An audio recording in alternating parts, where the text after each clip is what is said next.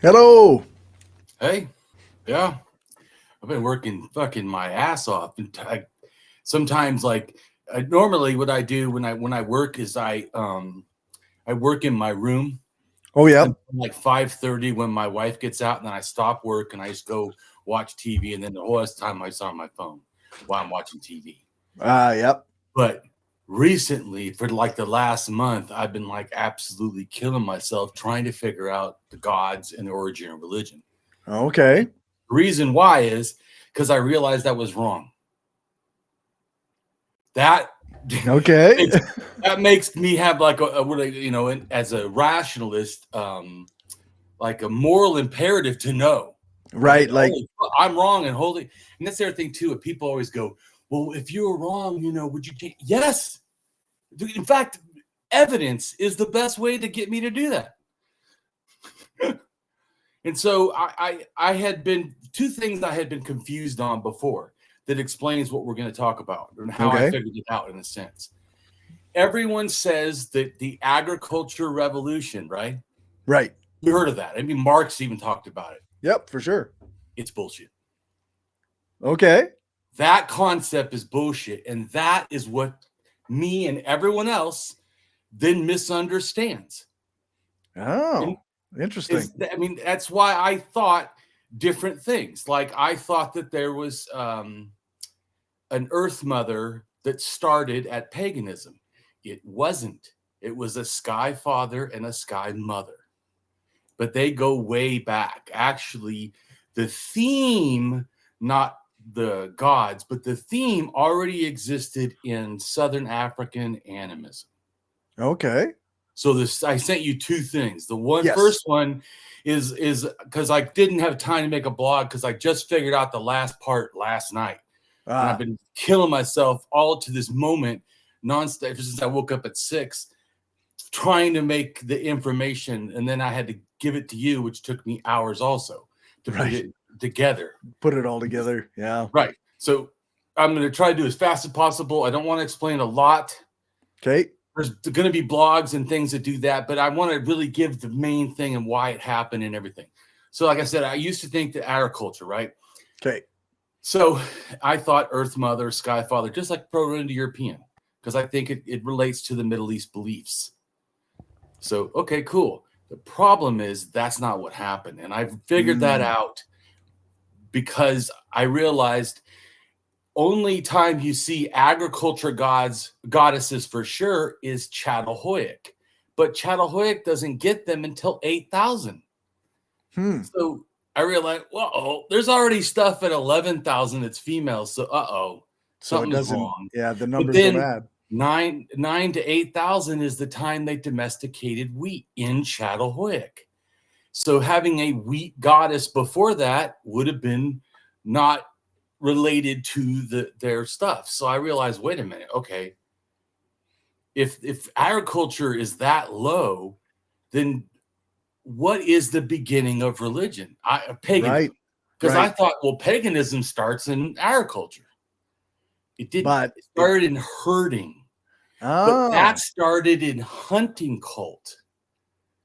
Right. So then I had, oh God, now I got to try to figure all this out, right? So, and what happened then I realized, oh my God, everyone says, well, the oldest agriculture is in Israel. That's not true.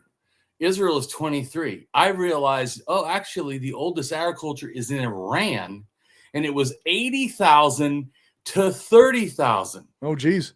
Way before Israel. No kidding. That's a long time. Right, long time. That blew my mind. But then, like I said, also I had to rethink. Oh, wow. So agriculture wasn't important. Why did they start agriculture like religion? Is alcohol. Because after 13, when they did alcohol, then is beer. Then 12,000 or what under, Göbekli Tepe gets beer. At 12,000, Korka Tepe, who has the first mace, who's the first leader kind of cult, and who has the master of animals, male controlling animals, and they have domesticated sheep, and they have domesticated sheep, proto-domesticated goats. Okay. And I started realizing, oh wow, okay, it's a herding cult. Huh. which made more sense because then I realized, well, isn't all the stuff in Egypt cows? Didn't all the deities in Samaria have horns on their head? Every single one of them, and the oldest ones? Weren't they even older than that, just related to cows? I started going, oh, shit. Well, how come I didn't figure this out before? It's a herding cult. Whoa, herding cults always have hierarchy. Oh, well, that makes sense. Ali Tepe shows hierarchy at 12,000. It shows alcohol, right, with their burials and their beer with festivals at Göbekli Tepe, and it has bulls there too, but in a symbolic way. It even has people fighting bulls, a snake fighting a bull, and a bull fighting, I think, another animal. So I think, though, and Göbekli Tepe, which people don't talk about because it's a fucked up looking piece of art. It's not done very well, and it's negative in the fact that it's a cow that has been killed. And I thought, it's cow sacrifice. Agriculture happened as a result of us realizing alcohol. And then because of alcohol, grain became religion. I don't think that, you get what I'm saying? I don't think it was religion. They did ate it, but I don't think it had a religious connotation, especially because all their stuff was the sky, the sun, the moon, the stars, the Milky Way, nothing to do with the land. Okay. Right? Huh. So where are all the constellations, right? Are animals up in the sky? Animals, right? Like hunting cult.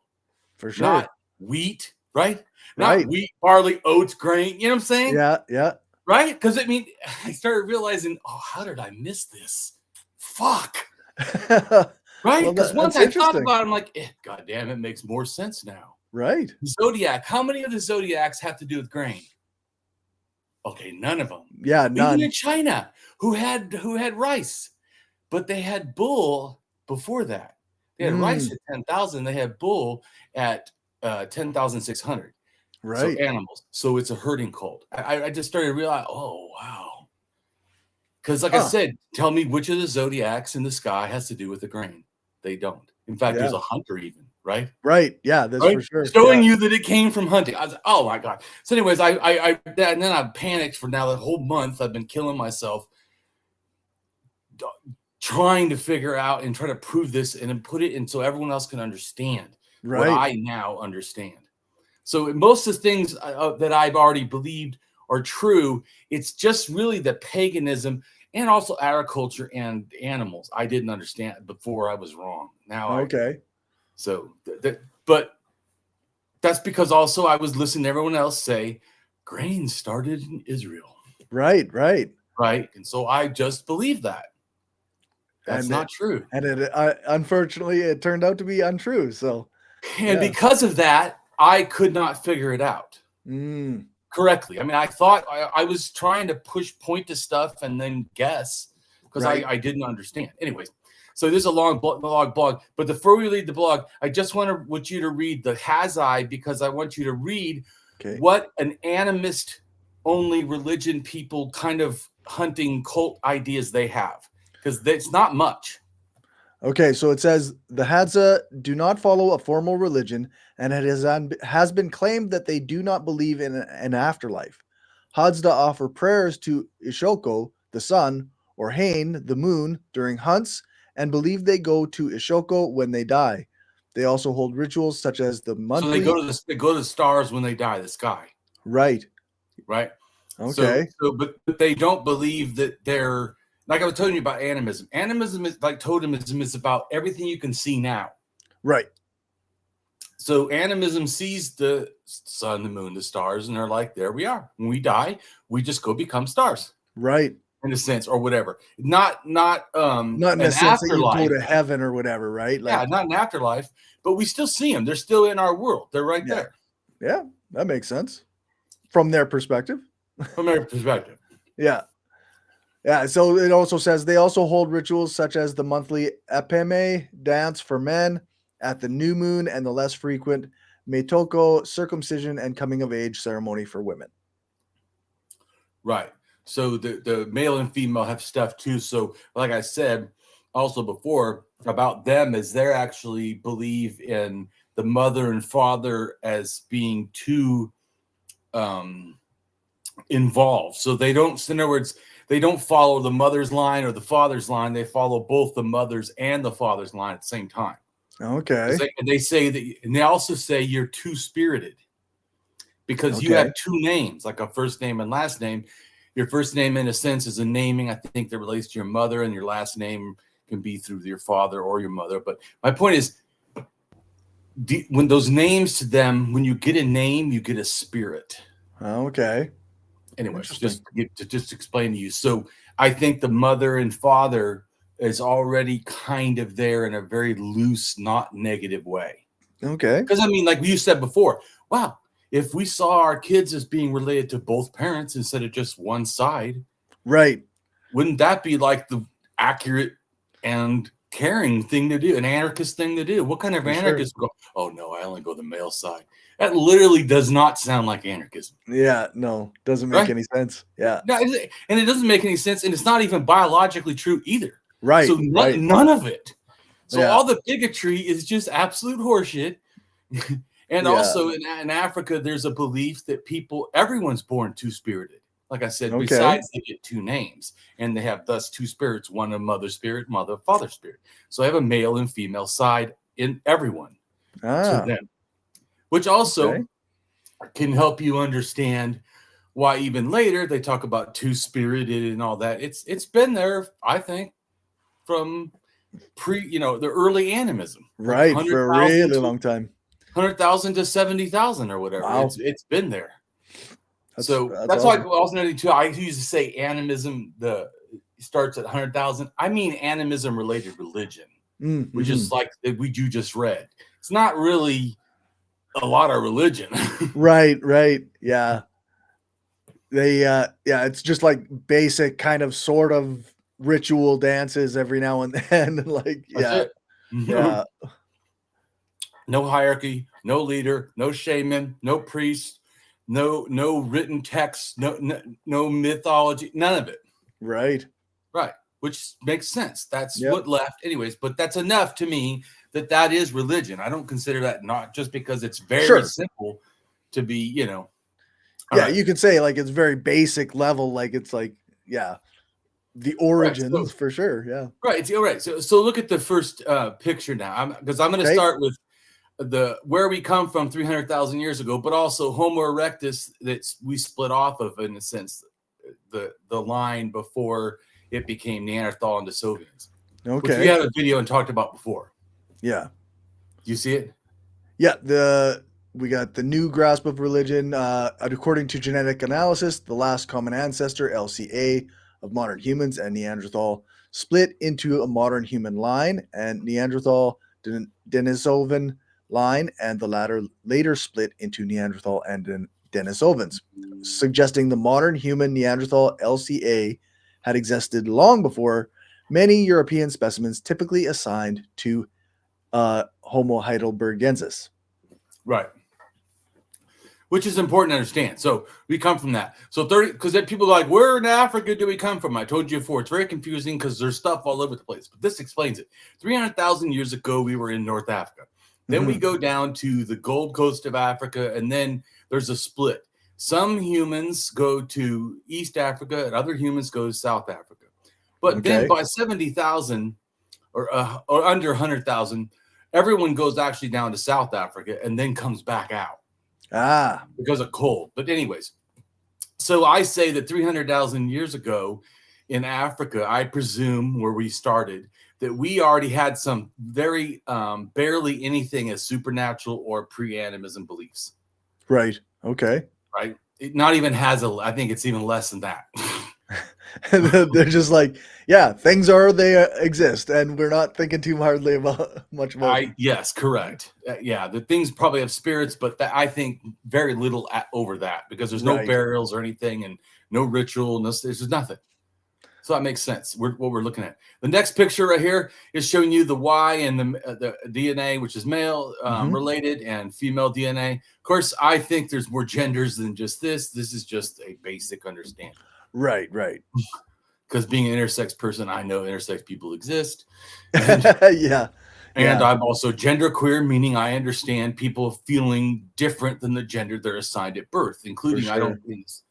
although I guess intersex would explain how I do kind of feel because I feel intergender, so or whatever. So in that sense, but of course, did they label me intersex on my course thing? not. No, they did not. They put me as male. Yeah, Yeah. right. So Yeah. I'm just making a comment, but so I just for people to know, I do not exactly agree with that there's only two things, even though that's how that they arrange stuff. Right. Right. That makes sense. But anyways, so then the next picture shows you the burial evidence for the Neanderthals and the early humans that went into Israel. I think the Neanderthals probably taught us religion. Okay. So go ahead and read it. Sure. So it says burial evidence of Neanderthals. Oh, no, sorry, just read just my at the writing. bottom? Okay. Yeah. We get animism by around 100,000 years ago after meeting Neanderthals in Israel. These people went back and forth with North Africa, and all humanity heads south to southern Africa as it gets cold. Right, which I already told you. So the next picture you see is Neanderthals doing a burial, just making a point that Neanderthals had already at 130,000 in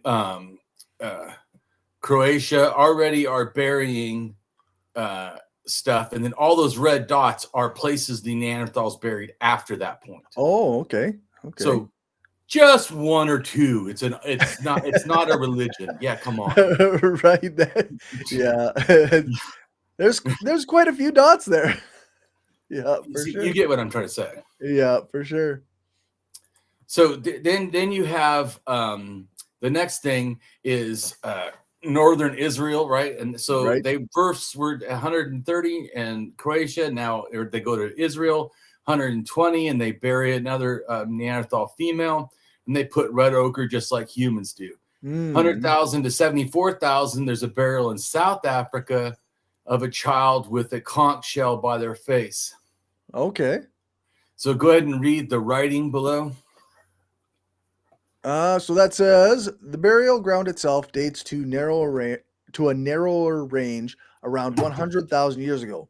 This makes it contemporaneous to some 24 hominins whose remains were unearthed at Kavza and School, two caves in the Galilee that have long. It's talking about Israel caves and how they relate to Neanderthal.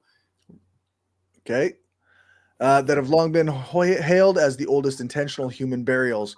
But there is more. The Kavza and Skull hominins are generally identified as early form of sapiens, although many scholars believe the ancestral traits they display are the result of interbreeding with local Neanderthals, says Hershkovitz.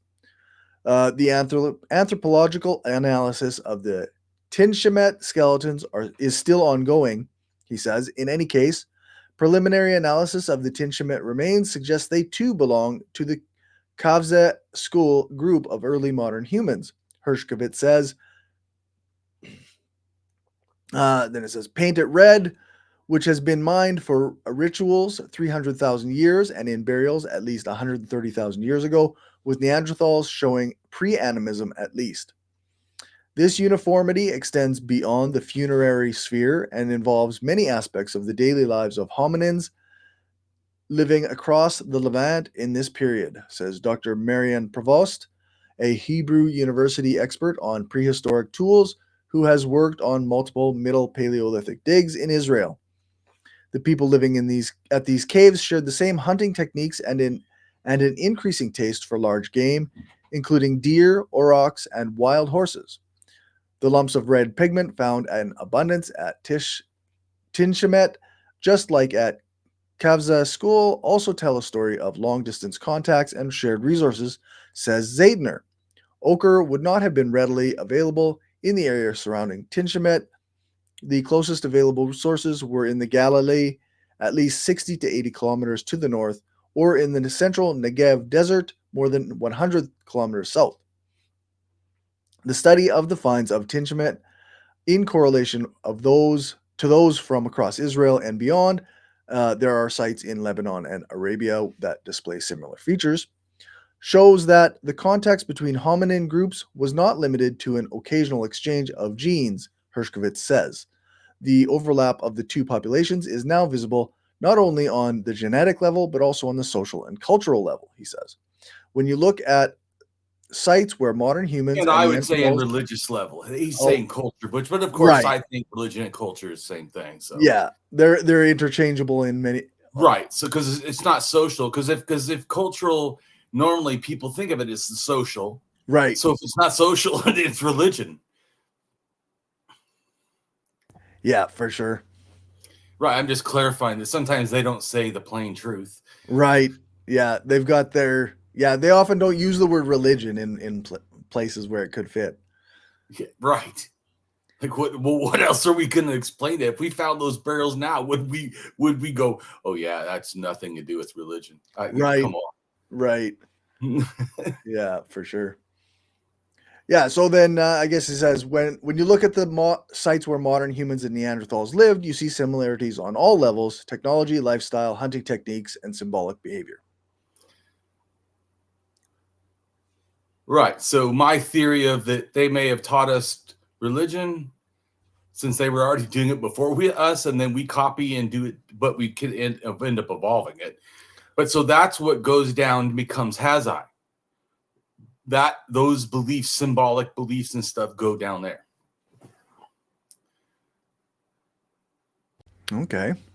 And like I said, they go down there before the people in Israel stop, because the people in Israel were constantly going back and forth. So ideas were already, that's why 93, they're already burying someone in Kenya, and then 100,000 or 74, they're already burying someone in South Africa. They already made it all the way down.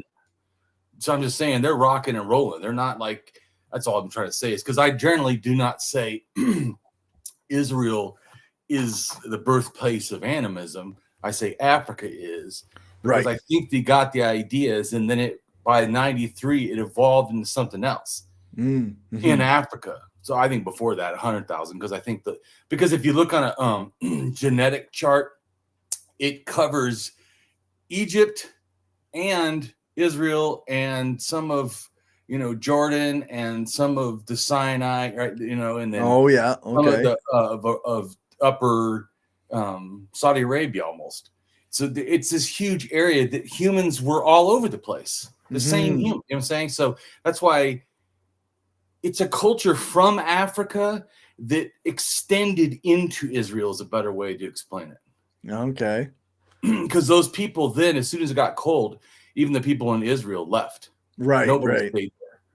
There's a huge, and then we come back at 55,000 years ago to 60,000 years ago. So we left for a little while, and then because it was cold, and we go back. Anyways, just making it to help people understand that those people didn't stay, so they're not Israeli culture. Right. It's African culture that bled into Israel, got some new interactions. Because remember, people forget hunter-gatherers don't have houses. They literally just move with the animals or whatever they want. Yeah. Right? I'm just so not a big deal to move around. In fact, that's what they did, because they didn't have sedentary at all. Right. Anyways, let's go to the next thing. Okay. We're not going to read all this. This is about South Africa 100,000 years ago, and I show all kinds of symbolic things that they're doing. Okay. In the origin of Kali Desert right there, which is the origin of L1, which is humans that we all are today. We come from this. Okay. So it's just giving you information of why I think, and then it relates. We're not going to read all this. Then the bottom part down here has religious beliefs about the snake and everything. Okay. But these come from a lot younger time, like after 10,000. So, but anyways, we're not going to go on to that. I still think it's similar, though. The thing that they had were the bull and the snakes, and snakes equal rain. Okay. Part of a hunt and all this. I totally think that relates. Anyways, in dualism. And then also 100,000 years ago in South Africa is all these scratched ochre. So ochre is the stuff, remember, they buried people with in Africa. Right. Ochre was never used by humans until after we might have got the idea for red ochre at 120,000 and then brought it down. And it got Okay. by 100,000, it got down to South Africa. It's possible. So anyways, this just explains the different things. And I think this is already getting more symbolic behavior. And I have also a feeling this stuff might relate to the sky. Like these scratches and stuff on this stick, to me, it could relate to a snake, and it also could relate to what is the only thing in the sky that looks like a snake? The Milky Way. Ah, yeah, yep. In every place of the world, there's a belief about the Milky Way. There's not like Graham Hancock's like, well, yeah, everywhere in the world. Yeah, they do all have one, but it ain't the same. So, but it's close. So he tries to say it's all about souls traveling up there to go to become stars. Kind of true. There is ones that absolutely say that. But there's also ones that say flock of birds go there. But remember, a lot of them believed in sky burial, which is birds eat you. Then your essence and spirit is now in the bird, and the bird flies up to heaven and you become a star. It's like Valkyrie or whatever. So and the angels with wings, right? They guide you to heaven or whatever, or they protect you. Anyways, so that's what birds were in a sense, as a guide to heaven. So some think of that in Milky Way. So that would still be semi-close to what Graham believes. But then there's also shamans who are believed in the north to be able to, that's how they get to the sky, to the ancestors, right? Because the ancestors are stars to everybody. Right. Because it comes from Africa.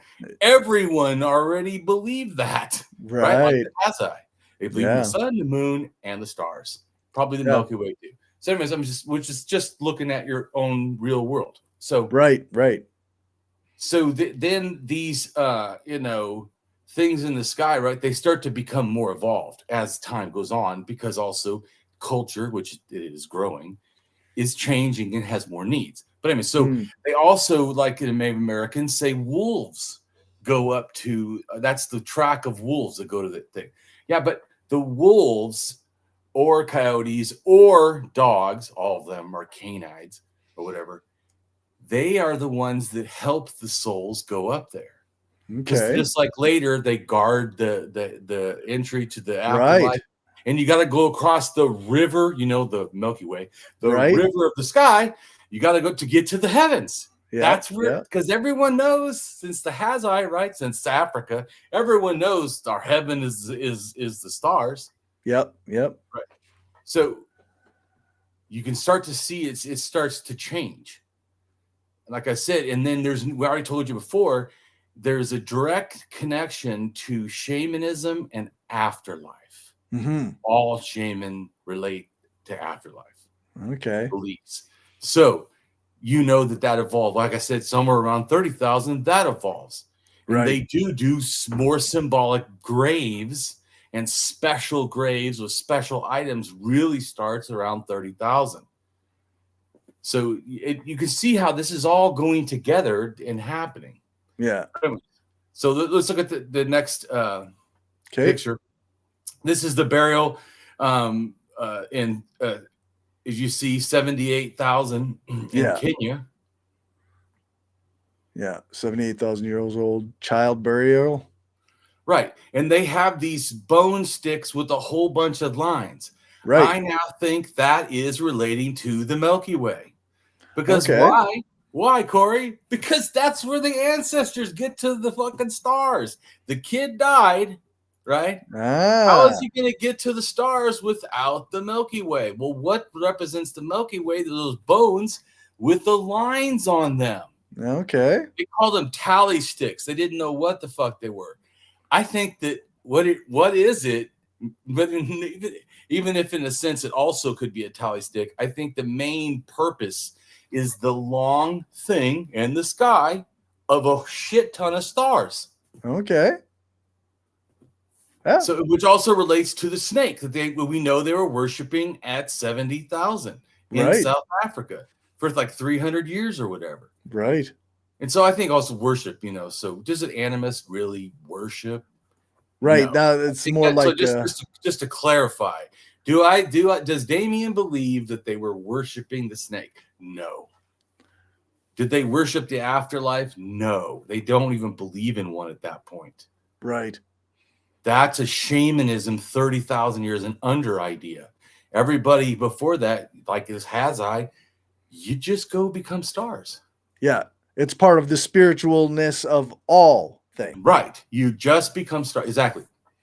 So that, and it's also, I don't think there was constellations to me prior, at least totemism, because animism, if we all are up there, there's no special stars. Right. They're not drawing the patterns and saying like this is this Correct. thing and that's No that. patterns, but they do make this humongous stone snake with all kinds of little dots on it, which now I realize, yeah, it's not scales, or they're relating it scales, but it's dots of the Milky Way. Okay. And all these bone sticks people call,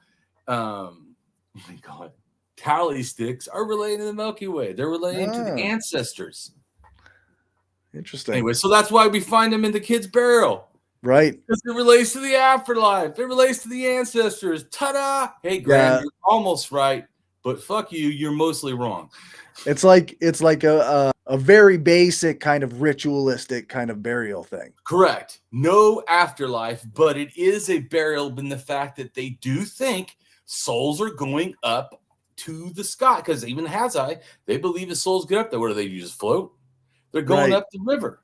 Yeah. They're going up the Milky Way, which also some people believed in South America that when the tilt of the Milky Way hits a certain, like, thing, that's when you can do it over. And I think that there was probably a lot of that when it did something, because of the Egyptians, when it in the summer, I think in the winter, it changes positions and moves around, like a snake, it's moving. Yeah, for sure. Right. So I'm just making a comment. So later it's about bulls, but I think really at first it was about snakes. Okay. And these tally sticks. Now I think, now I always look at, what the fuck is these things? Right. And I figured they're probably like doing tallies of what maybe the moon is doing, or the sun, or stars or something. I know they're doing something, but then but that seems so abstract, right?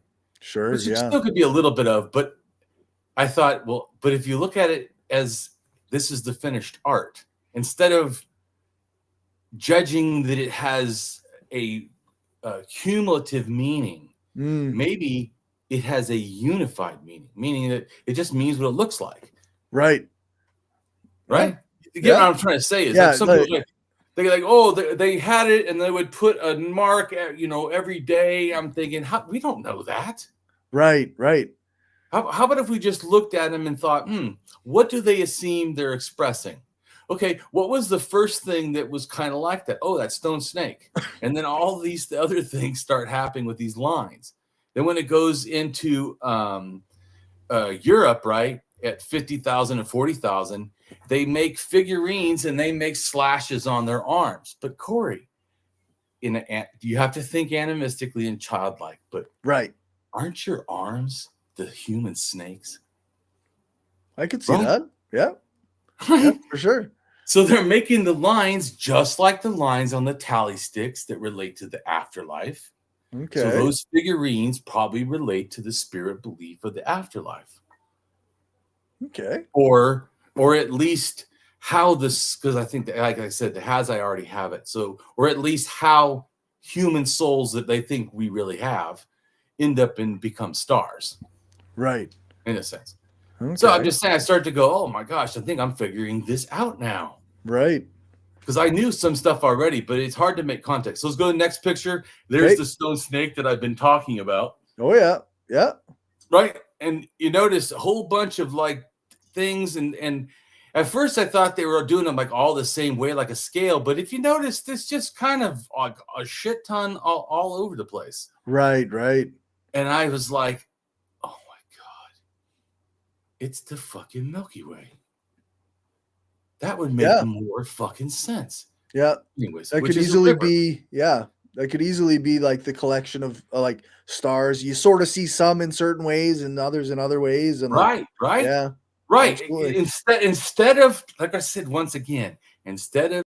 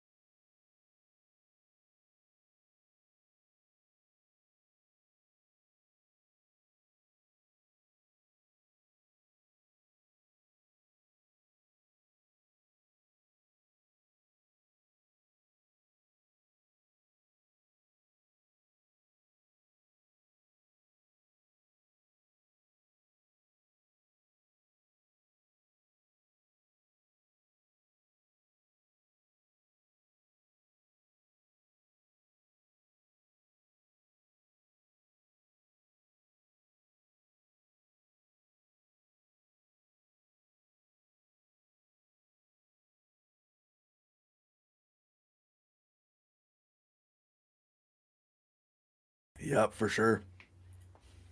So then, so like I said, so you see the picture, right? It says the bow is in South Africa 70 to 80,000 years ago. Yep. And then what it does is it slowly goes north, and it's in Tanzania 65,000 years ago. Then it goes out into probably the Saudi Arabia to see, it says Sri Lanka by 48, right? Yep. But you notice it says is Italy by 50, and actually it should be France by 52. I don't know why they say 30. And that's okay. Wrong. That's totally fucking wrong. Holy, what the fuck? Anyways. But 50,000. So they first go to Italy and France, but also another branch, different ones, went down to thing. Well, they do find, like I said, so you see that once again, we're all the same. Right. We're all from South Africa, which makes sense, right? Yeah, for sure. Even the bow, the evidence of it backs up that we all came from South Africa. Yeah. And then spread the bow around. Or it could have been atlatl, because who knows what was doing the arrows. Although, I always question people. Have you seen the Hazai hunt? Because Hazai don't even use stone tools. They literally just take a stick, bend it, put like a sinew string or whatever on it. Right. Right. Then they get or a grass string, twisted to make a string, or whatever they use, a leather, whatever, because they use different things. But anyways, but the point is, so it's just a stick bent, nothing special, right, with some kind of naturally made string, and then they take a thin stick, just sharpen one end, and then that's their arrow. Right. That's it. So I'm just reminded, because they're like, well, I don't see evidence of arrows, and I'm like, yeah, I don't, because they're just sharpened sticks. Bow had arrows, right? I don't think the first bow had an arrow, right? Or if it did, they also did the non-arrow version earlier, right? Yeah. So, anyways, so makes sense. Come on, we all know it's Africa. Yeah. So the next picture, it also explains that how we start in South Africa. Here's the evidence. Here's the exact sites and whatever. I'm not going to read all of it. And then it shows we go to East Africa, and then East Africa moves to West Africa, but also out into Europe. Right. Right. So the next thing, you can read this one. At the bottom of this? So no, it says one human family. Yeah. Okay. One human family, the Human Genome Project, confirmed that the genetics of 3 billion humans are 99.9% identical in every person, and on average, we are only 0.1% different genetically from every other person on the planet. Let that sink in. You can now see that we need to step up and evolve our humanity to the level of being we have already evolved into as high-thinking primates, of which we like to think highly about ourselves being. What this means is that there is a real need to likewise evolve the concepts on family to what it really is, being that we are all parts of one human family. Damien Marie AtHope. Then the next one. It says, for too long, we have only seen through the eyes of indifference and hate, disconnecting us from our desperately needed humanity. But I know it is all in how we see things. Thus, eyes of hate will always find a victim, whereas eyes of love are likely to find a friend. May I always strive to have eyes of love. Right. And to me, caring is wisdom and hate is ignorance. Yeah, kind of back to the conversation about the Marxist-Leninist who doesn't like the nice words and thinks that you only can do deep analysis. Mm-hmm. I think a person like that is missing that these things come from analysis. Like these nice words, they come from an examination of evidence and history and the way that things work. Right. Like I told you, Corey, I was a mild anarchist because I didn't like how government and jobs treated me. Right. But after I became more knowledgeable on religion and culture and all this, I started realizing, oh my God, we're all the fucking same. Right. So I became even more anarchist. Yeah, like it's literally Because the product facts of motivated me. That's right. Yeah. So I'm talking about deep analysis. Motherfucker, I figured out all humanity. You're talking about not deep enough. Your shit's not deep enough. Yeah. Analysis. That fucking A. My analysis starts at 300,000 years ago. When does yours start? Yeah. Anyway, so I was just like kind of offended, like, fuck you. Yeah. It's just a ridiculous thing to say. It is the kind of thing somebody says when they assume they know what you're talking about and where you got your perspective from. Well, just like, and I've also, because I feel I push humanism more than a lot of current anarchists do. Although I think it's a fully anarchist position. Right. Especially historically. Yeah. Yeah. Now. Now is too much postmodern or whatever to me. It's stuff that affects our thinking because we really need to see the world more like the Hazai. We need not leaders. There's, in fact, it reminds me, the Hazai. So they talk about hunting, right? Right. When the Hazai hunt, they just kill it and then that's it. There's no cheering. There's no singing. Right. There's no feeling like you're the man. Good job. You're the big nothing. You don't when get you to share the food. You don't make any big deal about it. Yeah. You're supposed to, I told you before, which is, I told you I have to work on this because I have an ego from hell, but I'm also a sociopath. So I think I do relatively well not to be a dickhead. For sure. My personality is dickhead. So the fact that I can just be annoying is probably that's a pretty good improvement compared. That's a fucking improvement. When you, especially like you think about like the people who have power and like the way that power can make people behave in sociopathic ways and the way that actually causes like severe harm throughout society. Oh, it does. It does. Well, that's why I told someone before, he said, you don't care. Why do you listen to your wife and people about empathy? Because you know really that for us, empathy is a word. It's not really that much of a feeling. Because we have what's called, if this is a real thing, by the way, once again, because I care about facts, right? It's a real thing that's called psychological empathy that mainly only two kinds of people have. Psychopaths and sociopaths have what's called cognitive empathy, which allows us to manipulate you for two ways. One is we don't feel anything. So that allows us to focus all on you. Right. And see everything you do wrong and have no reaction to it, which allows us to fight you better because you're reacting to everything. Right. Not saying you personally, probably is you personally. But yeah, it is me personally. I am an emotional reaction. Right. So I'm just making a comment. But so, and the difference, and I told you before, a psychopath is born, sociopath is created by society. Right. Or their family or environment or whatever you want to call it. Yeah. It is. Because they said 40-something% have had extreme child abuse. And I had extreme child abuse. Right. So I told my wife, although I like to say, because I believe in mental health, I like to say I had 20 years of counseling to make me better. That you see me now is not like, all sociopaths are great people. In fact, most sociopaths you should be fucking scared of. Right. Always. Never trust. Yeah. So, but I live by an ethical code, which I told you before. And you explained it because I told you how I see my thing. We have this thing we call family, and that means you die for them, right? Right. And you do everything for them. And I told you a fireman moves that to the town, right? And let's say military does that for a country. Yeah. I do that as an anarchist for the world. Right. I've told you before, what I do is a gift of love to the world.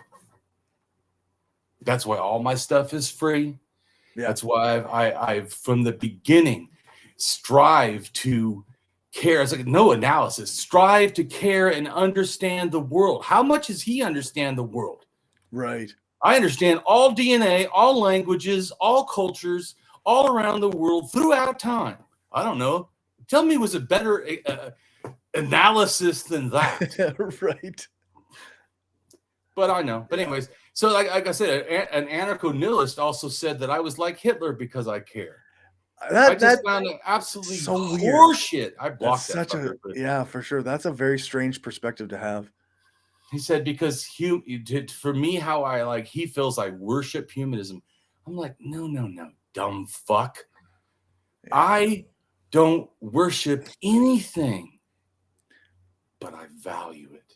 Right. Because as an axiologist, a value theorist, I see and then relate appropriately to its value. And I realize humans are very valuable to each other. For sure. And so, like I said, I really can't do. And also to me, I always laugh when they say well, because I say I don't lie. I'm a leftist anarchist. Right. Yeah. I'm not as far left and south as Cori, but it was like 3 or 4 spaces more than me. Right. But I'm absolutely a leftist. And in fact, here's the thing about axiology, like I told you before. A lot of things, even though I don't feel them personally, that Cori says as an axiologist, I go, yeah, that's a good thing. Right. So just don't make a point. So I told you before, it's probably my sociopath not caring that forces me to not want to go further. But as an axiologist, not thinking as a sociopath, but as an axiologist, is caring the value? And I would say yes. Yeah. So it's not a worshiping care. It's understanding the deep connection we have with it. Right. You know, like when you treat people with kindness, it literally makes your body heal and the other person. In fact, they've said that kindness watched by others, not even involved the one doing or gaining, just seeing it affects us a similar way. Because like we have things like mirror neurons and stuff. We're made to do this. So once again, I am not forcing caring into reality. I'm acknowledging it and not being a sociopathic asshole that says it doesn't matter when I look everywhere and it does. Yeah, that's right. It does. It matters. It's always mattered. Anyways, that's why the people that say the nihilism, nothing matters, I'm like, that literally is opposite to what I think. Yeah, for sure. Anyways, but so let's go back to the thing, right? So at 60,000 years in Africa. Oh, wait a minute. Oh, Cori, I thought we were supposed to talk about how great Europe is. Okay, so in Africa, these ostrich shells start to show that in 60,000 they're already doing some sort of tribe behavior. Right. And once again, it's a bunch of lines. What if, again, just like the tally sticks and all the lines before it, it relates to the Milky Way. Right. Well, yeah, it makes the ancestors. But not ancestor worship, though. They're not doing that as a worship. They're just saying that's how they got to the heavens. Right, right. Right. So then the next picture is from 41,000 to 20,000, what they call tally sticks. And I'm saying, I think maybe what these really are is relating to, because of the bone shape and everything, the Milky Way. And then there's one, right, that has these, which I think at 35,000 to 32,000, I think these are vulvas, like vaginas on here. And then this one is actually, they've sharpened it or something, maybe like a point, because they used to collect bear penises. And they kind of have that shape. But then they also still did a tally like it still relates to. So my thinking is this stick at 35 is saying it's a male and relates to females. And if you notice, these little vaginas are moving almost in an arc, like, say, a moon or something. Right. And so it's the moon, I think, maybe the moon, the sun, and then the Milky Way. No. I mean, So let's go ahead and read under it. I know I'm just trying to explain it, Cori, so that all this stuff that before I didn't really understand, I'm really starting to understand, because now it's not agriculture. It's not, so that like freed me. Right. There's no such thing as a Neolithic revolution. Oh, great. Because I was buying all that. And that's just stop. Right. That's not what happened. All right, so we get totemism by 50,000, either in the Middle East or after we get to France and Germany, 50,000 to 45,000 years ago. I see it stronger in West Europe, so I think it was fully totemism there. However, it is possible pre-totemism started in the Middle East, 55,000 to 60,000 years ago, adding sacred horned animals like bulls to snake beliefs. That started in Africa. They seem to add bear in Germany and France in 45,000 years ago or so. I think the great cosmic hunt is from Germany and France 45,000 to 40,000 years ago or so.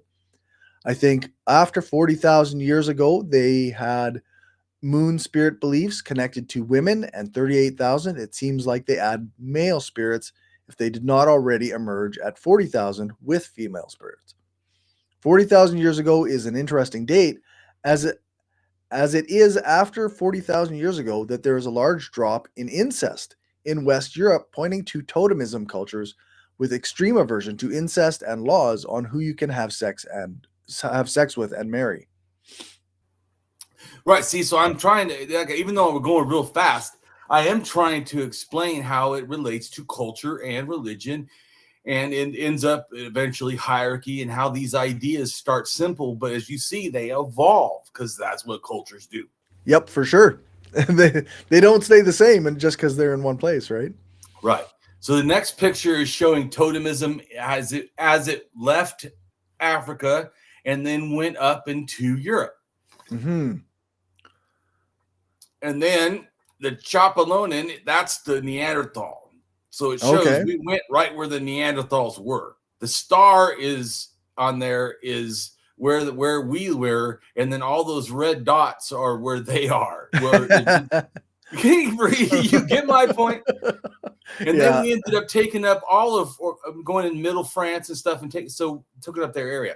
If you notice, there's people always think that they had nothing back then. They were cavemen. That's actually horseshit. Look at how they were already doing the Milky Way belief, and then other kinds of symbols, right? Mm-hmm. So they were already evolving.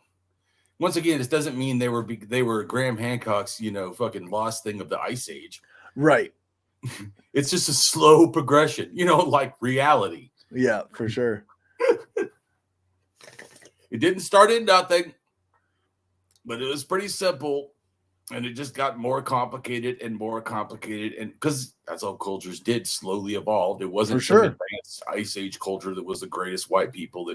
They didn't wake up one day and be like, "Oh, we're gonna spread our brilliant philosophy to the entire world." No, and also people understand there was probably say under 300,000 people or something, or maybe 30,000. Right. There's not a lot of people, yeah. So it's easier to spread ideas all over when there's like nobody doing anything otherwise. But if you notice too, this shows at 54, right? The one thing over there shows at 54,000. There's a few stone tools, right? They look different than the ones that came later at 45. Because Corey, what did we always say? Things evolve, right? Yeah, that's right. And also you see that they change areas a little bit. Right. They get out of Germany and stuff, and they focused on France. Yeah. Anyway, but then by 42, we're in France, Germany, we're Italy. We're all over. The Balkans. We're everywhere, right? Yeah. Anyways, next picture. So this, once again, is a 43,000-year-old or something artifact. One side is a man or a woman or just a humanoid, as what I think, a non-gendered person, right? Or a dual-gendered being, because a lot of creation myths have stuff like either a two-person being male, so a trans woman, or an intersex like me, right? Non-full male, created the world, right? And so that could be what that is the non-gendered being, because it doesn't have breasts, it doesn't have a penis, because they draw penises and breasts and vaginas and everything. So when they don't do it, doesn't have it, it means something. When it doesn't have it, they're like, well, that could just be no. When it doesn't have it, it means it intentionally did not have it. Yeah. Is a very likely. You can't say it's not likely. They intentionally did the art the way they wanted. Yeah. Right? Come on. They did the art the way they wanted. How about we just give them credit that, like us, they were the same smart people, and when they wanted to express something, they did. Yeah. I'm like, you know what I'm saying? Why do people try so hard to read into it? They're telling you what they believe fully. What religious person does not explain what they believe, usually? Yeah. Yeah.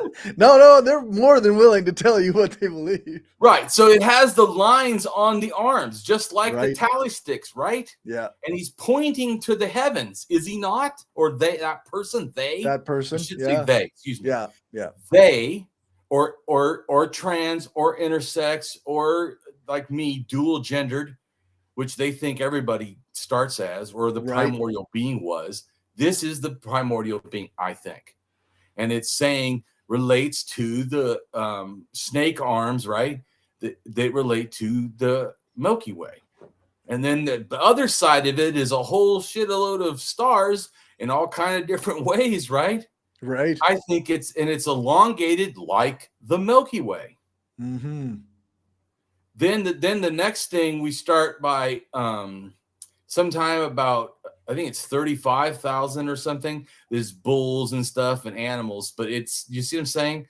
But these are still, and if you notice, like the one that says 8, that's Right. 35,000-year-old, kind of they call it a mother goddess. Right. I don't think so. I think it has to do with, like they said, the sky spirit. This is like the moon, and it has a hole. They wear it like a charm. Okay. Yeah. Right. So for like good luck or whatever, it's protection.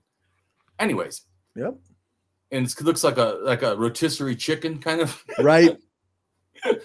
Anyways, so but I'm just making a comment. So they're all about horned animals and also bears and stuff. So and a lot of the animals, especially 35, have tons of dots on them.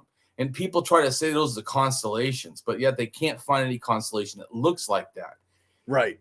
Because why, Corey? The animals, because guess what? Guess what? The cosmic hunt tells us the answer. The cosmic hunt in America, but mainly in Siberia, tells us that the hunter kills the animal on the Milky Way. Or was on the Milky Way and then sacrificed the animal, and that is the blood coming down. So that would make sense to why those animals have shit tons of stars. Right. And I don't think, because I hear people say, because I'm willing to, if the information seems reasonable, but to me, I don't think they're constellations. I think they really relate to being killed, sacrificed, or just hunted. And then like we think that spirit, because remember, if you have a spirit, you think so do animals. Right. Right. Yeah. They go to heaven too. Where are the animals? They're the other stars. Yeah. You get what I'm trying to say is that it's a flawed thinking, especially probably pre-Christian stuff, that somehow animals don't have spirits, but humans do, which is just, think of this. If you believe in evolution, if humans have spirits, every living animal would. Yeah. Including fish, bugs, everything.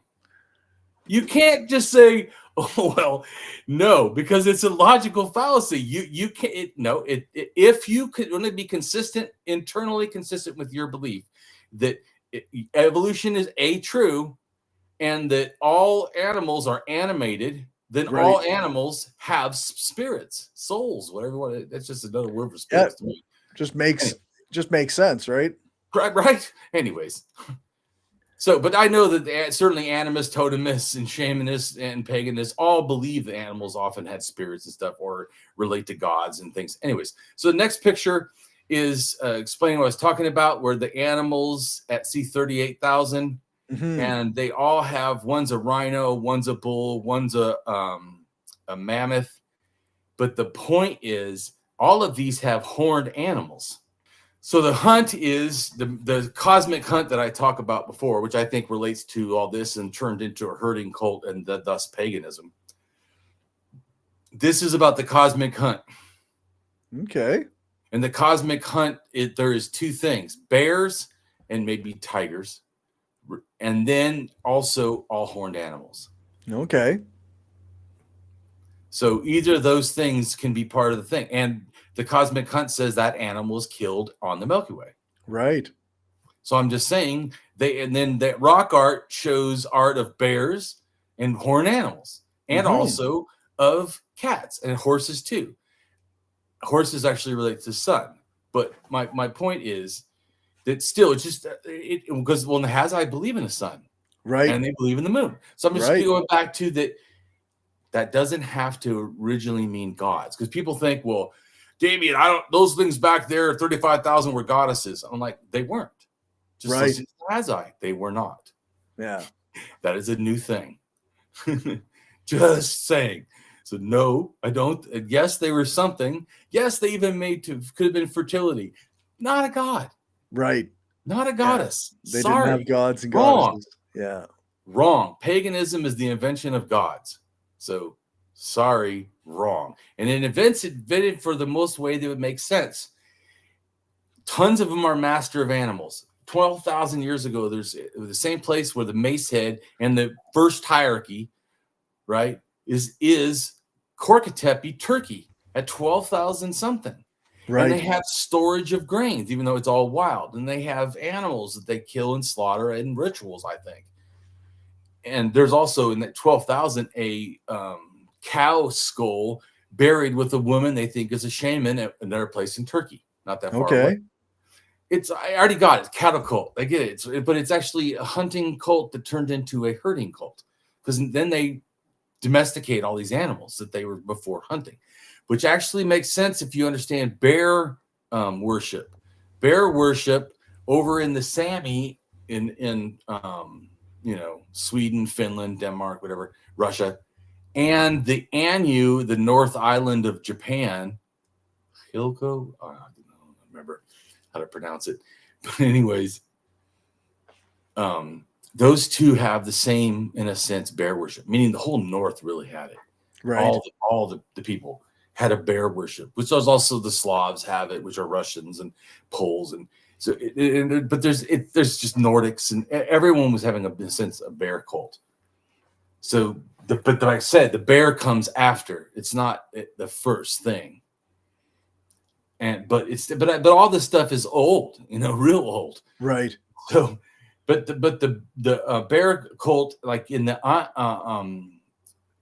one in North Japan, their belief, Anu, or whatever it is, they believe that what they do is they take a cub, right? They kill the mother. And they take a cub, they raise it for 3 years, even like breastfeed it sometimes, or give it like tons of food and everything. And then they let it go. Either that or they sacrifice it right then. They kill it. Okay. Or they let it go out in the wilderness, and then they go find it, and it of course recognizes them. So they say, "Oh, don't fight us, spirit. Go ahead and let us kill you." Well, yeah, let you kill you because it thinks you're not harmful. Right. It's a fucking pet you let go. Right? But if you think about that, the first thing that happens is not domestication, it's animal management. I think it's animal management for sacrifice. Okay. Animals were domesticated to me because, to some point, religion, sacrifice. They needed to sacrifice these animals. It just makes it easier. I don't think it's just smooth.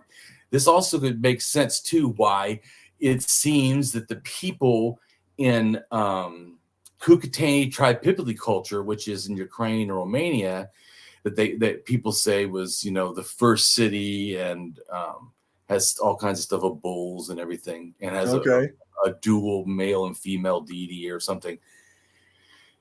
And people try to say, oh well, they actually were communists or whatever because everybody had their similar size. That's kind of true compared to Germany, who were the fucking first capitalists. Sure. Right. Agree with that. That's not a bad statement. The one in Ukraine was actually pretty awesome, which is interesting too, because people always forget that there what used to be Ukraine anarchists. In fact, they were some of the baddest anarchists. They actually were holding back the country for a while. Anyways, pretty awesome about Ukraine anarchists in the history. I don't know if you've ever read about that. Some. That's the Nestor Makhno was a Ukrainian anarchist in the maybe I'm talking about a different time period than you are, but that was like kind of crossed over with the USSR and like Yes. resisted against the USSR when Yes, they correct. We're thinking the same one. Yes. yeah. But anyways, my point is interesting that area actually at 7,000 rejected the warrior cult at first. Okay. Yeah, So that's kind of cool. So they did, Yeah. and they were more female centric and more caring. And another thing too is they said that they had all these cows, but it doesn't seem like they were really eating them all the time. okay. Yeah, because they probably eat them at the 4 seasons or whatever, Right. or special festivals. Other than that, you know what you use them for? The milk. And another thing you use them for is their shit. Because we know that 7,000 years ago that they were using animal shit to grow their vegetables. Okay. I think what they do is this. They throw the seeds out. Then they have the animals literally walk down the rows to tamp it down. Okay. And as they do that, they often shit. Yep. Which is fertilizer. Fertilizer. The reason I say this is because they actually have seen herders do that in Africa. Okay. So I'm giving you an ethnographic knowledge of what likely they to explain it. We know there's shit there. Do they take up their hand and throw it all over their field? But no, I'm like, that's not how herders do that. Yeah. What herders in Africa do is they are lazy. So they get the animals and just push them all onto the field. Like I said, smash the seeds down, right? Tamp the soil. And then they also take shits as they're going because they do that. And you just have them go like they do, like with a lawnmower. You go back and forth and back and forth and back and forth. They would just walk them back and forth, shitting them, whatever, stamp down the fields. And so I'm pretty sure that that's not probably far from what they're doing in Ukraine. Yeah. I mean, super logical. Especially like you think about like these aren't going to be like huge farms that you're thinking of. Like these are crops that are, individual families or individual groups. Like they're going to be pretty small. So it's easy to walk a cow or whatever back and forth on it. Right. But you see, that's an easier way too, though, than doing it yourself. Oh yeah, for sure. Yeah. Because no matter how small it is, it's going to be harder to like be gathering up the manure and throwing it. See what I'm saying? So you're like, oh, fuck. I'm like, oh, because I thought, oh, fuck. We always assume they're stupid. Right. But they're not. They're somehow, or the innovation only happens for capitalism. Right. Yeah. Well, that's that. You definitely see that fucking said enough, don't you? No, you see innovation a lot, I feel, is because we're lazy. Yep. How can I do this with the least effort? That's right. That's when the best innovations come out. And we consider those innovations highly useful because we all think that it should be easy. That's right. Anyways, so that's a natural thing. So it's nothing to do with capitalism. So even though capitalism also is not natural, it's a complete forced fucking thing. On top of that, it's not even natural for us to have that way of doing things. That's right. Ridiculous. Unethical, really. So the next picture shows a shape-shifting thing. In a sense, it's a vagina square. It's a bull and either a bear or a lion. Okay. And they actually, one leg each makes up her legs. So it's the sun, the moon, and the Holy Spirit. Right. Right? Yeah. Yeah. You see it now, right? Yeah, it's the 3 parts, and yeah, for sure. It's one. Yep. Oh my God, the Bible's not special. No. So, anyways, then it says totemistic hunting cult. Oh, at 37,000, where they're burying the first ox heads or whatever. Oh yeah. Heads. Yeah. Trophy heads. Right. Up to a male individual. Oh yeah, that doesn't happen. So then the next thing shows that they're making animals, right? And they also, here's that goddess figurine, they call it, that rotisserie chicken goddess from Germany. Like I said, you see all the lines on it. I think once again, all this is relating to the afterlife. They're just like why do they put these X's on them? And you notice how the X's are going in a sense at a curve, and there's two of them on the elephant. Well, there actually is something not that different from the winter and summer of the Milky Way. Right. Anyways, and just like this leopard with all these things, but yet has some X's on it, in a kind of linear pattern, right? Or in a sense, like it's only a certain portion. Yep. Anyways, I'm just saying, I think all of this, so that could be like the stars of the sky is the leopard, and then the thing that's the hexes or whatever, the slashes, like always, is the Milky Way. See what I'm saying?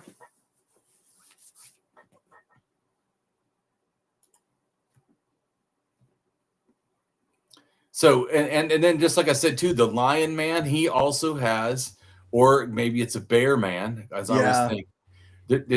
A standing bear is an actual thing, not a standing lion. But he has the slashes on his arms, which I think has to do with the Milky Way. I think the bird is not shaped totally like a bird because I think it relates to the penis. Okay. It relates to males because later at 20 something they have more birds, and this time they even make them really look like penises. Heads I'm talking about. But then there's then shape-shifting. The next picture shows different ones, right? Putting animals and humans together, and often bulls or horned animals. Right. In fact, even the one at 15,000 that has a bird head and it has a bull horn for a penis. Okay. So anyways, I'm just saying this stuff is old. It's nothing new. The next picture is birds, and it just shows how the birds moved around. The bird shows the age, how they start like, France and Germany, and then they go to Lake Baikal, and they're still a bird, and it's similar. It kind of looks like a penis head or something. Right. And so, and then you see them in Göbekli Tepe and all that down there, a whole bunch. In fact, one of the ones down in that area, northern Mesopotamia, is a bird with wings out and then lightning bolts under its wings. So when they say they don't know when the lightning god was invented, I'm like, I don't know, 11,000, 12,000 years ago? Because I see a lightning bird. Yeah. So anyways, and then it shows it goes over to the Americas and becomes Thunderbird and also the two-headed bird, because there's also some pictures in Korka Tepe that has the human next to two birds, and so that's what the two-headed bird relates to. But it has to do with our two spirits, right, Corey? Because all of us have two spirits, and if we didn't, we sure have two names, so we have two spirits in a sense. Yeah. Yeah. So then the next picture shows you the figurines where they were in at the time, 40,000 to 25,000. They're all in centralized in Western Europe. And then they go to Russia at 25. And then 24, they're already in Siberia next to Lake Baikal. Right. So then go to the next picture. And this is going back to the sun, the moon, and the star or the spirit. Okay. Right? Because why do we say the star is the spirit, Corey? Because that's where people go. Because that's where the ancestors are. So we know that the star is a spirit to begin with, right? Because we all become stars, right? So the star, the vagina, is a spirit. The moon, the bull, the sun is either the bear, like you see a bunch of bears down there, or they could be lions. And then here's the bear lion head. If you notice, the lion and that one thing, and this is a lot younger. This thing I think is like 1,000 to 300 or something years old. I don't know. But they're saying this similar stuff, right? They're saying the sun is the head thing, with like the sun, like the lion, right? Right. And then the moon, they're not saying the snake is the moon, are they? Nope. No, they're not. No, actually, I don't even say what the snake is. Of course, it's the Milky Way. But anyway, so the moon is the bullhorn. See, it's like a crescent. And the star, like I said, has to do with the spirits and later becomes deities, especially related to the afterlife and stuff, whatever. But anyways, my point is all this is there. And then you look at Göbekli Tepe had the and another Jahar Hara, whatever place, I don't know. Those two like little token things, they have 3 animals on it.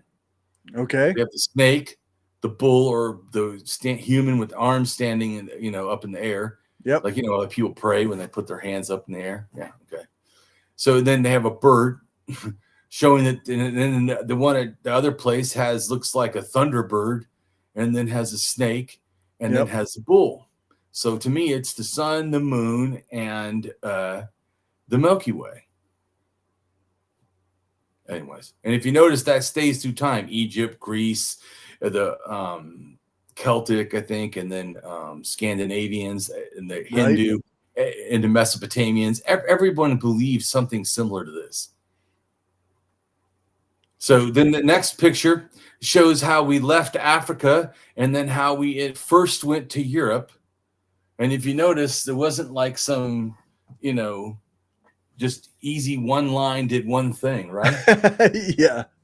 Yeah.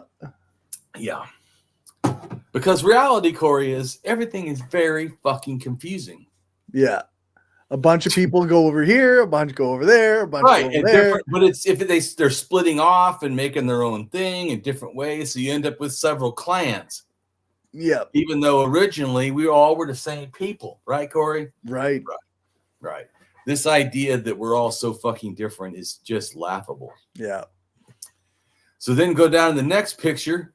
The next picture says wild cereal consumption in Iran is 80,000 to 30,000 years ago. And then it moved 30,000 years ago to Syria. And then it moved either earlier probably to Italy, where it was who took it there was I and H. And the first one picture before showed I leaving, right? Right. Anyways, so what happened is, and then 30,000 years also, it skips Israel. Sorry, Israel. Skipped Israel, went straight to Africa. Right. Okay. And so goes down to Africa near Egypt, right? And 30,000 years ago, that's where you have a burial of a man. And also they have mortars and they're eating grass. That related to this picture is all about how grains got spread around. And so it goes down to Africa, 30,000, but then Africa, 23,000 comes back into Israel. And that's where Israel for the first time starts doing grain. Even though to me, it's just a backtrack from going down. Right. They went back up, immediately have it. But then they make, so you could say that either Syria, Africa, or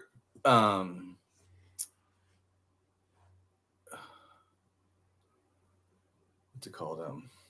Israel are the place of Afro-Asiatic languages, because sometime around this time is about when it happened. If you notice, they're kind of moving around a lot. So, yeah. But I think it starts after 20,000 or so, because I think it probably relates to the Siberians coming 22,000 years ago. Okay. So like 1,000 years after Africa came back up with eDNA, which eDNA relates to Hitler, but also relates to Einstein. Just saying. But yeah, and it's also high in Ashkenazi Jews. Anyways, so this E also then spreads to North Africa, but it does it the same time as T, which is from and J I, maybe that's L too. I'm not sure, but anyways, more than one DNA from the Middle East or outside come into North Africa, to Morocco and whatever. Okay. So that's what the 15,000 is. And they also take with them some of the U6, so U6A. Everyone else is different. U6 is down there, then U6A moves into the north. That's the female DNA. But just to show you that I know that these are European. That came from outside. That's not an African. That's not African originated. I mean, well, in the long run, like I told you, right? Everything actually is African originated. But these went out and then came back and did a whole kind of different thing. Right. So once again, people moved down really early because people are smart, Corey. That's not a new thing. We didn't need capitalism. So 32,000, they had oats. Well, oats comes from the Middle East. So, and then if you read down the black writing, it says hulled oats derived from wild oats 51,200 years ago. Oh, yeah, before it showed up in Italy, right? Yeah, that's... Well, when you understand Iran was doing it from 80,000, then you grasp, then 50,000 seems no big deal. Right. That's 30,000 years after Iran started doing it. Yeah. Anyways, just so people grasp that I'm not wrong. I have tons of links that are going to put. And I actually did put this in my blog about how the hunting cult, in a sense, turns into the herding cult, which, like I said, I just called paganism, or eventually became what we call paganism. And so then it says that Italy cave. Could you read what it says, Corey? It says the cave in Italy contains... The Pugliese cave in Italy contains Paleolithic mural paintings depicting horses and handprints. Images of goats, cows, a serpent, a nest with eggs, and a hunting scene have also been found engraved on bone. Right. So that we already know that they worship the birds and as a spirit thing, and we know there's beliefs about eggs, right? And the fact that we had a whole video on, how creation came from an egg. Yeah. Both in Egypt and Hinduism. Anyway, so then you get and look at, they already have the serpent, they already have the cow, the goat. This stuff is old. This hunting stuff. So that was one thing I was wrong, because I thought that the only hunting stuff was brought in by the ancient North Eurasian DNA coming in. But, but that was an error, because here we're seeing it at over 30,000. So yeah, it must be there in the Middle East already. See, so I was wrong. And what they did bring was the bear, the idea of the bear, and they brought more totemistic ideas. But the point is, they already had some ideas. Right. It wasn't like they came with nothing. It was more like when the Catholics showed up, in South America, and they both have sky deities, and they're like, hey, look, they're the same. Right. So the next picture shows you, for people that care about the DNA, just shows you the DNA and how it moved around and what sites it went to. It also shows what DNA they had, in case you're wondering what the male and female DNA of each thing. I've put them all there, because I really care about that, because then we know what actually happened and how people relate. Right. So, to me, it's science. So yeah, I'm like all for that shit. Yep, for sure. And so it also shows we're all connected. And then the next picture explains how shamanism's origin, where I think it is, and it relates to that picture that we just looked at, right, DNA wise. But this is showing the culture. That is just the DNA, and it's showing the figurines and how they show up right where the culture goes. Right. And they're doing male and female totem figures, aren't they? Yeah. Yep. And why are they totem figures? Because they relate to the sky. When they sit down, it can relate to the moon. And then later, after 9,000, it started to relate to an earth mother. But the earth mother, everything's the sky. They're totem pole figures. They're right, high. They're in the air. They're sky. And then they go to the bottom picture. It shows the leaving Lake Baikal with R1A DNA, right? Right. And then it shows R1B DNA, right? Yeah. And it says it goes down to right through Göbekli Tepe. And the same thing with the one that makes the idol in Russia. That's 11,000. It goes right into Göbekli Tepe too. Yeah. And then we also know eDNA from 10 or 11 to maybe even 12 shoots up, in these same areas from Africa. Right. And then in 10,000, people come again with R2 from Siberia back through Iran into, and then shortly after that, 9,000, 8,000, Proto-Indo-European starts in the South Cossacks. It goes over through the Cossack Mountains, but it also goes through Egypt into the Balkans and then to Ukraine. So everyone's the same anyways. So the next picture shows you the top part is the female DNA, and everything in yellow relates to white skin. Okay. Or that one where it says ancient DNA to N1C that's kind of purple, that's also light skin. Both of those are relating to light skin. How this also goes, so when people try to say that Paleolithic people, that have the light skin, were going over into the Americas, that's just not what they did. Anyways, so maybe the Arctic people that are there now, but anyways, we're light skinned. But their alleles are not European, so yeah, right. It's not Graham Hancock fucking Atlantis bullshit. Yeah. So then the next picture below it shows what people call the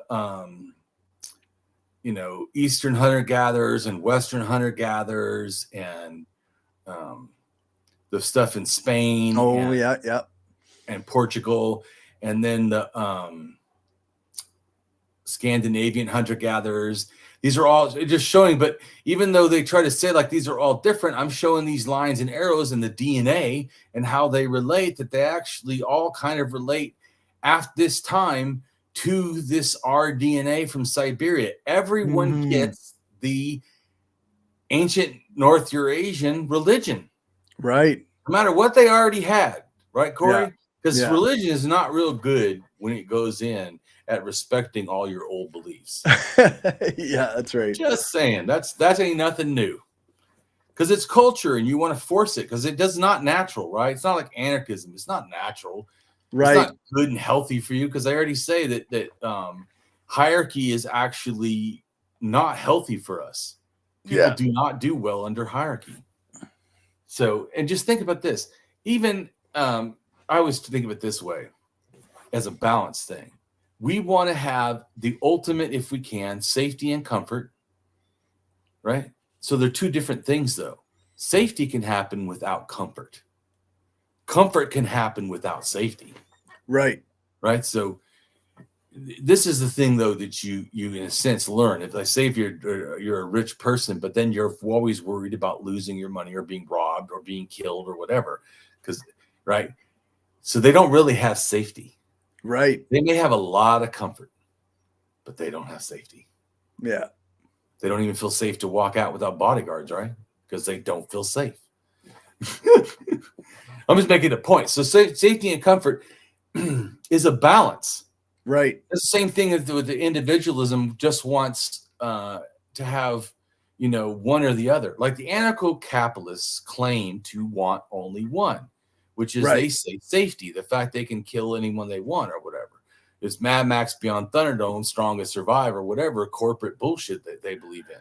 Yeah. So I'm just saying, though, that actually is not for human well-being, because that's not enough. We can have total safety. In other words, just like this, we could take Corey and put him in a sterile room for the rest of his life and just feed him food pellets and water. I mean, just that would be the safest. I mean, seriously, healthy, safety in a sense thing of all the vitamins or whatever.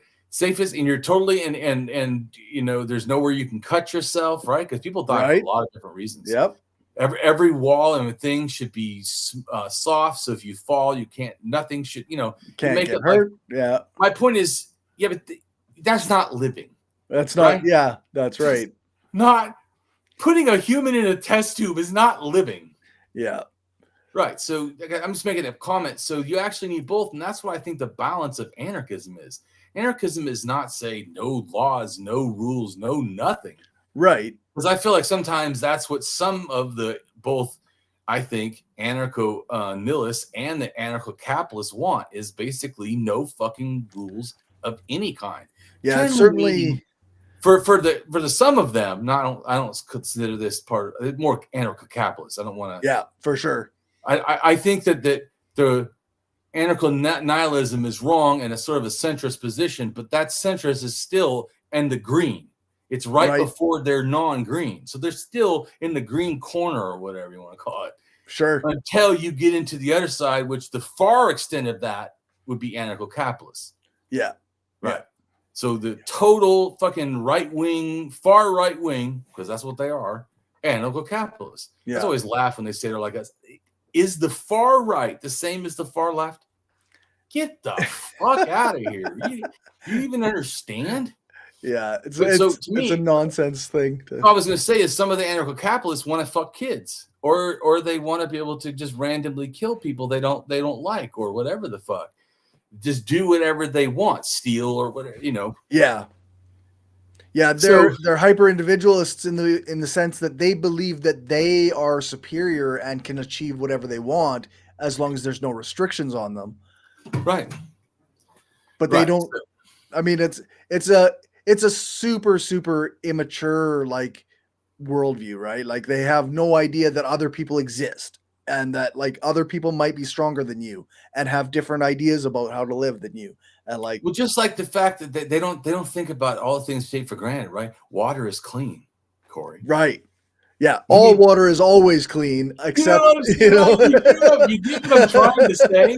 Yeah. All food is available at the grocery store. Right. Yeah. Exactly. You get what I'm saying? I'm just making a comment that you know, if you have to go get that stuff, that starts to change. Because you know what happens in cultures that actually have to go get stuff? They seem to all feed each other. That's right. You end up working together. How fucking hard it is. Yeah, that's right. You end up working with other people because fuck this, doing it on my own shit. See, Corey? So that's why when they say anarchism is not natural, I'm like, that's an ahistorical position. Oh, yeah. Yeah, for sure. Right? But yeah. What? They're like, oh, you're just idealist or whatever.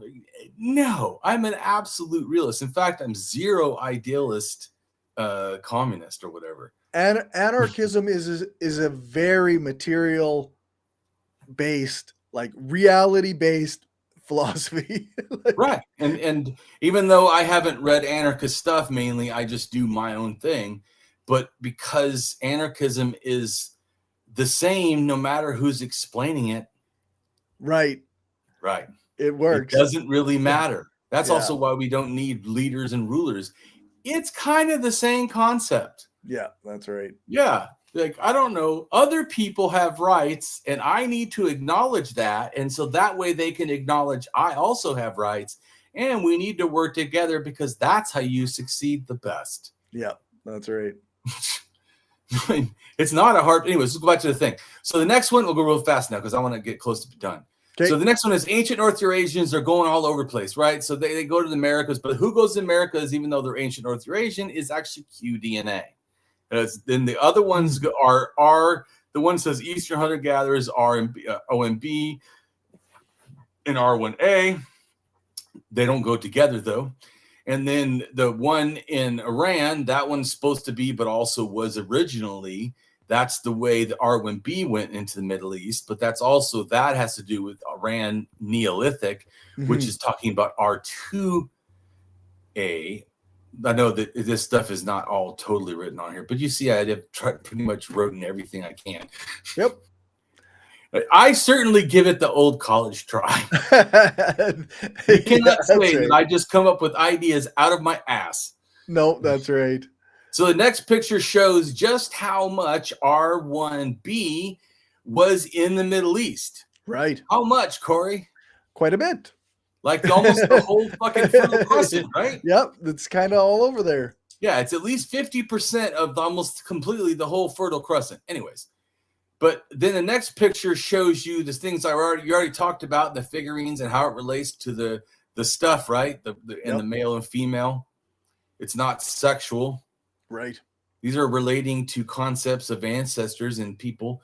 Then it starts, so in Germany, right? Then it goes, all the little figurines are the different things on the top. Then it goes to Russia. Then it goes to just like all the figures, but I'm just explaining it simpler. This is the cosmic myth. Boom, boom, goes to Siberia. Then it goes down to the Middle East. Ta-da! And then the last one, number 9, that's Middle East. So they have a bird, a snake eating the moon, and they have a bull. And that token is those are all one piece. That's just the front side and the back side. So it shows they're related.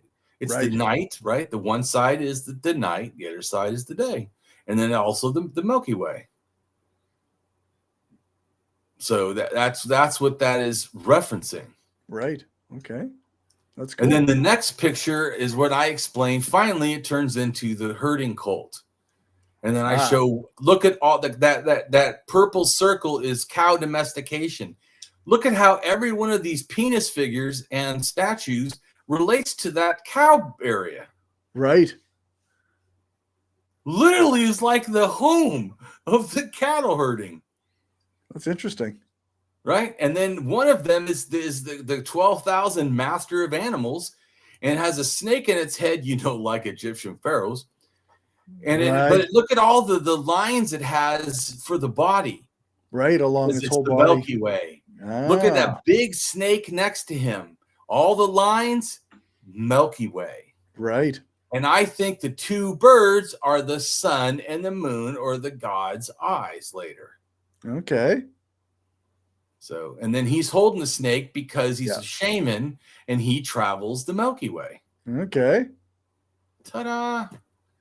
And then they're holding their penises, but that has to do with these are the master of animals. And the reason gods, I think, happen is because we personified ourselves. Right. Before in animism, totemism, you're kind of equal to animals. Even shamanism, you're different, but you all go to the heavens. But all of a sudden, we became the master of animals. Mm-hmm. So we turned them, the spirits, into people. Right. Which is what, to me, you see. You see them turn them into people. Yeah. All these figures are 11,000 years old, close to it. Right. So it's not one-off. It's not, and then, like I said, look at the area. It's exactly inside the thing of cattle religion. So to me, the hunting, like I said, is the writing, right? The hunting cult, cosmic hunt, becomes the herding cult, paganism in the Middle East 12,000 to 11,000 years ago. Yeah. Maybe 13. The next picture just shows a bunch of the actual figurines without my art. Okay, yep. And then the 2 figures is because, remember, we're a 2-spirited being. Right. This also relates to later the twins, but it also relates to male and female. And as you see, there's one where the male and female are joined together, right? Yep. Creating, again, the dual being. Right. 2 in 1. Yep. And then there's also 2 people, male and female, or something like that, or 2 beings, with a turtle who looks like it's pregnant. Right. Because this is the turtle myth, right? This is 10,000 years old turtle myth in Turkey. Anyways, so the next picture shows stuff from Master of Animals. Most of this is like 6,000 and under. Well, 7,000 is the oldest one on this page, but anyways, it just shows, aren't they still doing the same thing? Yeah. Same thing. Not something different. Then you go to the next picture, and it shows they've been worshiping the ibex, right? Which relates to the sun, probably, because it's a horned animal. And if you notice, the 4,000-year-old one in Iran has something in the middle of its horns. Right. Kind of like they do when Egypt, when they put a bulls and horns and they have a sun in the middle. And then if you notice too, it's eating from a tree, showing at Tepe 12,700 years ago, so almost 3,000, they already had these animals and they already had the sacred tree of life, or the world tree. And if you notice here's 2 goats that makes them, in a sense, or the tree, the master of animals. Yep. And it's 3,000 years old. And these are goats, and this is the tree of life from Iran. And then Iraq has the one that looks like not just a tree of life, but looks like a menorah. Right. But it's in Iraq. And it's a tree of life. And it's 4,600 years old. And it also has a ram, because it relates to the one at Tepe doing the same thing, eating on the tree of life. Anyways, go to the next picture. This is to show you from 8,000. Well, actually, there's one that's 12,000 picture of a cow or a goat. I mean, not a cow, a goat with a human standing on top of them. But all these are goats, right? From under 10,000, 8,000, 7,000. All these things are goats, and they relate to also having tree of life. Sometimes even the tree of life is the goat's horns. And then they also have ones with the horns and then something in the center of it, which is the sun. Right. But anyways, you see that once again, I'm not wrong. This kept happening. Right. Right. And so then the next picture is the Neolithic cult centers. And there's a whole bunch of them, and a whole bunch have T-pillars. Not aliens, not some outside crazy stuff. I'm explaining what it is. The next picture shows where I told you before about the bull 12,000 years ago with the shaman burial. Yeah, in Turkey. Right. And they also had grinding stones at that same place. Because it's what you did. Anyway, so go down. The next picture talks about Mesopotamia. Shit tons of bulls and horn symbols, right? Boom, boom, boom. These are all like under 6,000 into 4,000. But still shows they're still doing it because it's all a herding cult. So the next picture shows Egypt. The first one is about 6,000 to 7,000. And then the ones after that are all the different bulls of Egypt. And that second picture, which I can't really pronounce that name, but that, because I suck at it. I'm good at some things, but man, doing words. Some names are hard. No, I'm terrible. It's just not a gift like math. I suck at it. I can do good in reason and good at different things, but that's not one of them. Anyways, but this cow is called the Great Flood. Okay. And then there's another cow, I think, or whatever, that's also called the Great Flood. To me, the issue is they relate to the heavenly waters because they thought like the cow where it says sky goddess nut. They thought the cow was a bunch of water. That's why it's blue, right? And the stars are floating in the sky. We already talked about that before. So that's still true. But I'm just saying, look at all the different bulls, right? Shit ton of bulls. Males, females. Shit. Then,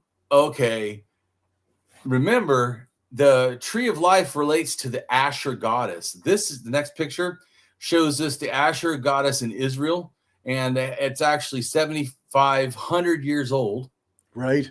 They know from a bone that was scratched on, because and all these lines probably still relates to me to the Milky Way, the tree of life.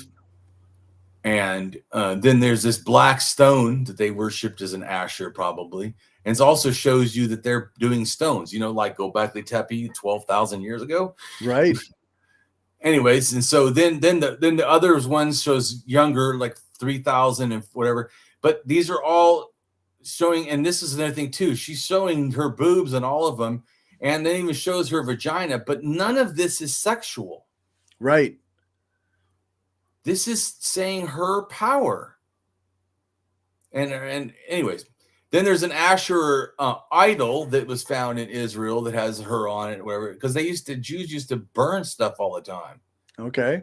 As part of sacrifice to the Yahweh or to El before that. And anyways, the other one is a master of animals, Asher, showing that she does that too. Okay. Then the next picture is what Cori really likes. When we show there was a Jewish temple run by the Jewish government, Kingdom of Judah, that had a little altar for a goddess along with the worship of Yahweh, because it was the male, mommy and daddy.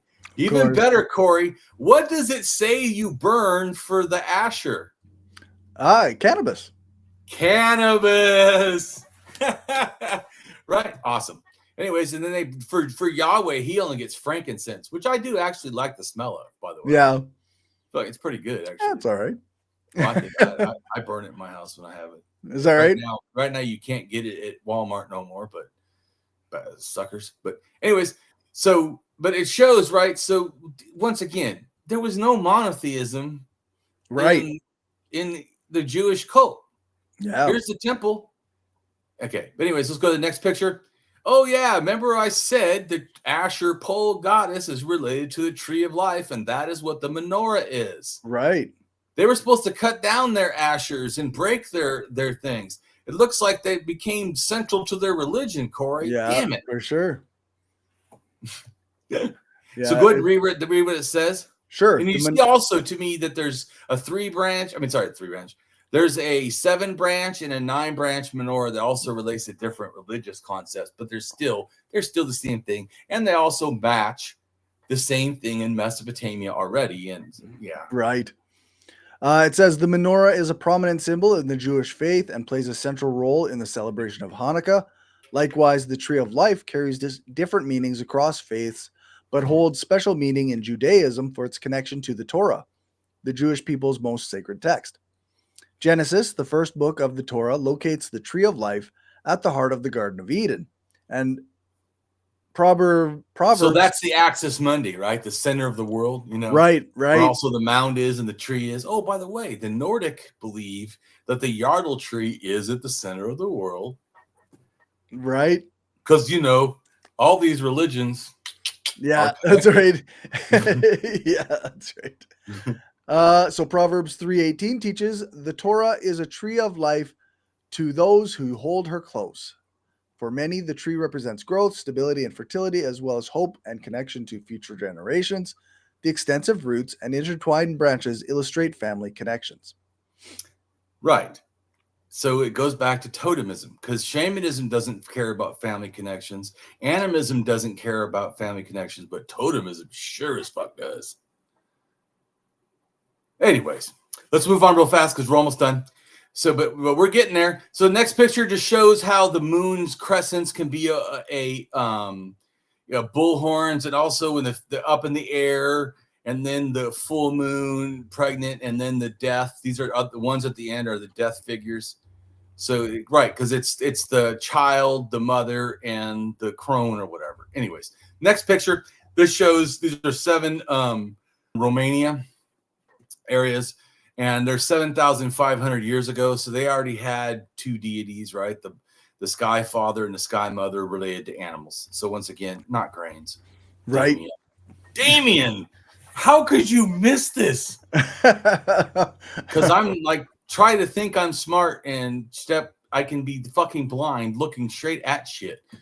Well, it's one of those.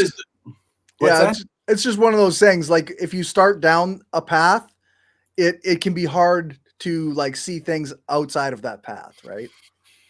Yeah. So don't ever say agriculture religion, because that's not really what it is. It started because of a herding religion. Then it makes fuck tons of sense. Well, right. All the evidence is shit tons of animals. Where the fuck is grains?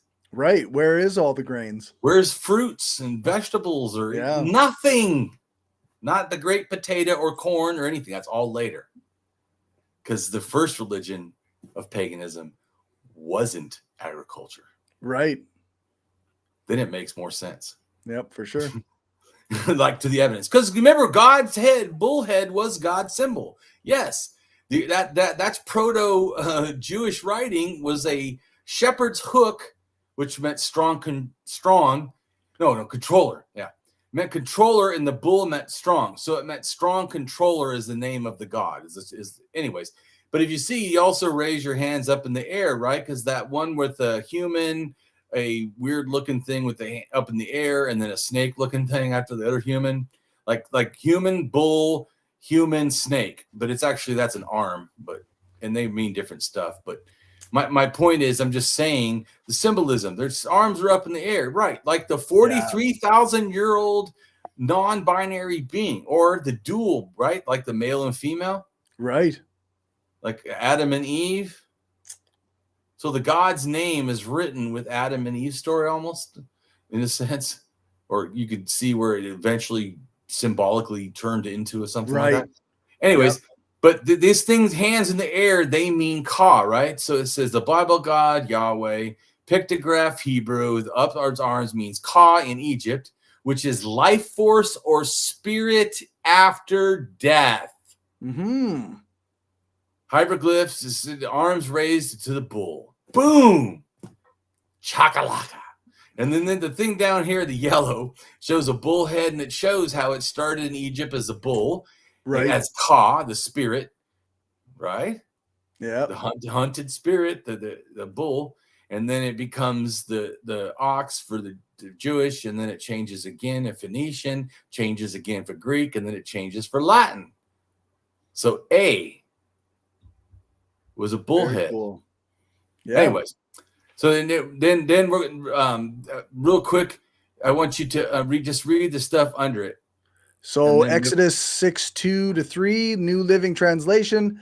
And God said to Moses, I am Yahweh, the Lord.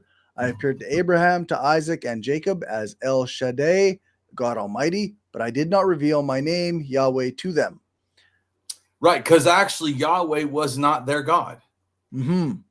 Right. Oh, whoa. Yeah, another God took over.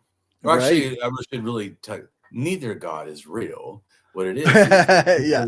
There's people that believed in one name of a God and concept, and then another people that believed in. But remember, in the story of Exodus, he I think it's Abraham or maybe Moses. Moses.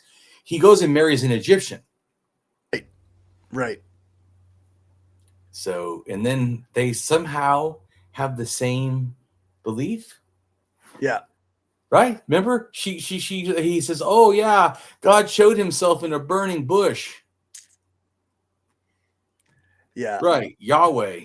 Remember, Yahweh was with the bush, the tree, which related to also the cannabis, right? Right. Cannabis comes in at 2,700 into Jewish religion. It's interesting you don't hear anything about that anymore. Because they should. No, actually, some of they have legal, or at least medical marijuana, I think, in Israel. And I talked to someone, and they said that some of the people who are religious also believe in it because it says God gave every good herb for our enjoyment, or something like that. So I can't remember now, but yeah. So, but anyways.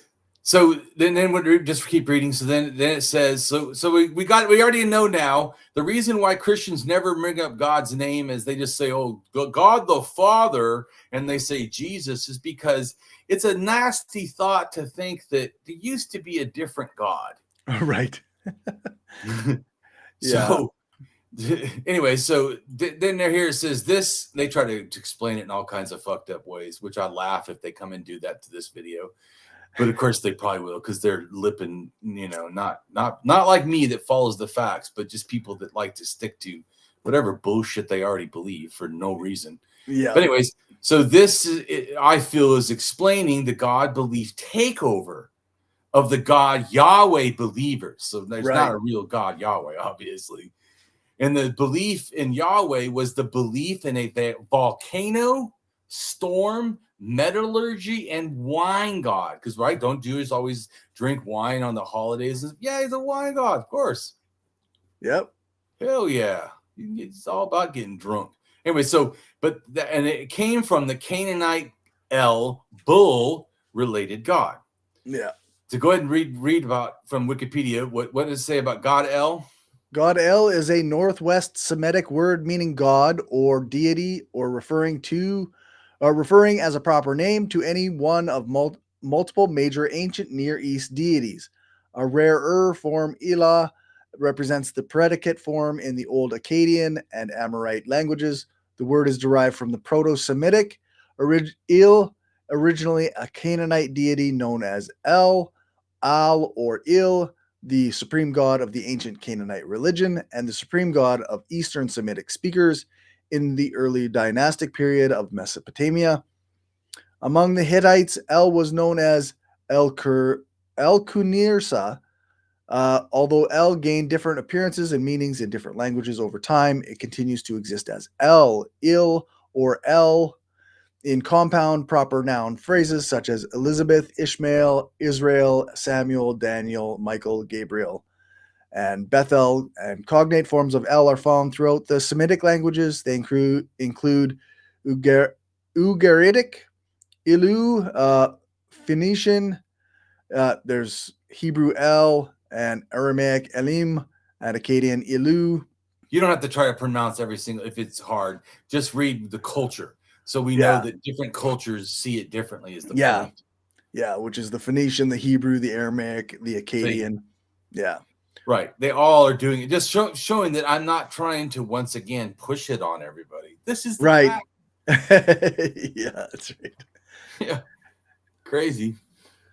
In Northwest Semitic use, El was a generic word for any god, as well as the special name or title of a particular god who is distinguished from other gods as being the god. El is listed as the head of many pantheons. In some Canaanite and Ugaritic sources, El played a role as the father of gods, of creation, or both. The Semitic root E, Aramaic, maybe I or E with a parasitic H, and I might be abbreviated form of E. In Ugaritic, the plural form meaning gods is Ihim, equivalent to Hebrew's Elohim powers. In the Hebrew texts, this word is interpreted as being semantically singular for God by biblical commentators.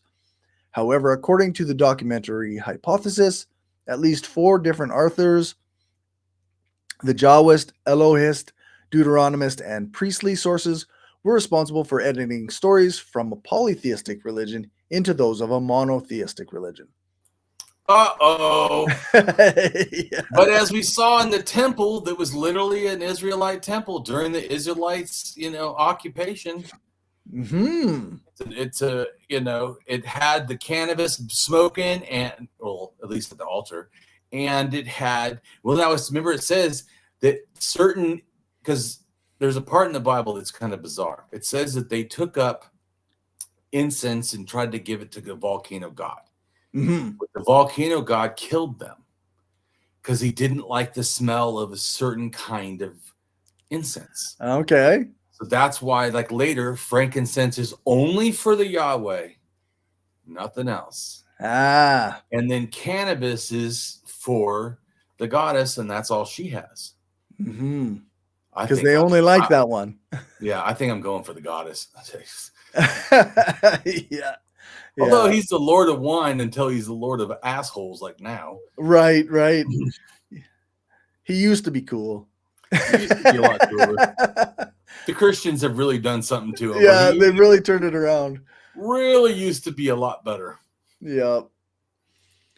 Yeah. The sources were joined together at various points in time by a series of editors or redactors. Inconsistencies that arise between monotheism and polytheism in the texts are reflective of this hypothesis. Eventually, El's cult became central to the ethnogenesis of Iron Age Israelites, but so far scholars are unable to determine how much of the population were El worshippers. It is more likely that different locales held different views of El. In Deuteronomy 32, as preserved in the Septuagint and the Dead Sea Scrolls, Yahweh was described as a son of El. In some instances, such as in Psalm 29, Yahweh is envisioned as a storm god, something that was not true for El. But here's the funny thing. Well, wait. So the Bible does say where Yahweh came from. He's a son of El. Right. Yeah, but isn't Yahweh the father and then Jesus is the son? So is El actually the grandfather? Yeah, El's the granddad. Right? So that goes back to the thing where I said the child, Jesus, the Father, the Trinity, right? Yep. Like, who's the Holy Spirit? Granddad. Which is El. El, yeah. The Bible literally says that. Are you saying the Bible is wrong? Because I think there's a lot, but you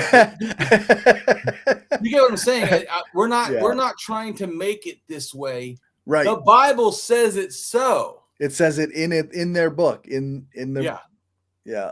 You're like, see, that's what I'm talking about. I don't do analysis. You've never watched. I just go, this fucker has never watched my thing, or he just thinks that I just say nice shit, I guess. Or yeah, like he sees you post something about being kind, and he's like, that's not a deep analysis. That's just fluffy language. Because how you get people to your side is to constantly hammer them with shit that's super complicated. They just love that shit. They love the ultra left language that they've never heard before. That's you require they learn every minute position. Yeah, they love that. Definitely gonna get people on board with that. Right, and then I always think, I'm an anarchist. Why would you think that I have to follow some fucking rules? Yeah. Especially on how we're supposed to hammer people. Oh, do you not know that I have a fuck ton of people that follow me? Yeah. I have 20,000 on Blue Sky. Nice. Not because I hammer people, but you know what? I have a lot of people that were not anarchists before, but became anarchists because of me. I'm not saying that I'm some great thing. I just feel like it's our duty if we care. It's not. It's not a political thing. Because I feel like that's just to make a point. Like Democrats and Republicans, they always feel like it's a left-right fight. Mine's a humanity fight. Right. I'm just saying, are you guys on my side? It makes me think of I recently watched a video with Naomi Klein, and she talks about like so many of the people with power right now, the way they act, they're acting as though they don't have any faith in the humanity, like the future of humanity. Like they've given up on they're fully willing to let the world burn as long as they can get more profits, right? Like they've given up on it. But what can unite us more among the non-powerful people than hope and a belief in the future of our planet and our human species? Right. And I'm totally for human flourishing. And like I said, it's not like I haven't done an analysis of the history of the world. That's why I told him, he's like, oh, you don't, that's your position is ahistorical. And I'm like, you actually don't know how fucking good I am at prehistory. Yeah. Like you just, it's just a person who's decided that they're right and that no matter what, anybody else is wrong. So yeah, let's finish because we're almost done. Yep. So, and then the next thing is Yahweh. We'll explain him, right? Because you're thinking, okay, you're wrong. Let's read about what Yahweh says. What does it say about Yahweh? It says Yahwism is also known as the Israelite religion, was the ancient Semitic religion of ancient Israel and Judah, and the ethnic religion of the Israelites. The Israelite religion was a derivative of the Canaanite religion and a polytheistic religion that had a pantheon with various gods and goddesses. The primary deity of the religion and the head of the pantheon was Yahweh, the national god of the kingdoms of Judah and Israel. The majority of scholars hold that the goddess Asherah was the consort of Yahweh, though some scholars disagree. Following this divine duo were second-tier gods and goddesses. Hold on a second. And those scholars are wrong. Right. Right. Yeah. We just showed. We literally showed. Right. Yeah. Exactly. And I don't know how they disagree. And does it not say cut down your Asher poles? Do we not explain that Asher pole relates to tree of life and it's a menorah and you still have it? So you chopped it down and then you put it back up, I guess. Yeah, they just disagree. They're just like, I don't think so. They're like, oh, I don't care about like the facts and the reason. I just it doesn't fit but the Christianity is true version. Right, because exactly. Remember, our sky god, Corey, is the best sky god of anyone that was ever invented. Yeah, that's right. So following this divine duo were second-tier gods and goddesses such as Baal, Shamash, Yarik, Mot, and Astarte, each having priests and prophets and numbering royalty among their devotees. The central element of ancient Israel's religion through most of the monarchic period was the worship of the god named Yahweh. And for this reason, the religion of Israel is often referred to as Yahwism. Yahweh, however, was not the original god of Israel. Rather, it was El, the head of the Canaanite pantheon, whose name forms the basis of the name Israel. And once you understand that, then tell me it's not the important god. It's literally your name. Yeah, that's right. Yeah. And none of the Hebrew patriarchs, tribes of Israel, judges, or early monarchs have a Yahwistic theophoric name. Also, once again, how many, Corey? None. Yeah. Oh, so we're not kind of right. We're completely right. You know what I'm saying? How iffy it is. So 100% because there's none. Yeah, that's right. Okay, thank you. Oh, and you still today use El, even though you claim your God is Yahweh. Oh, I got interesting. Yeah, right. Yeah, okay, it's interesting stories, but yeah, okay, good. The next picture shows what I think Yahweh came from. Boom. the volcano god. The volcano went off at Mount Ararat. Corey's heard that name. Yep.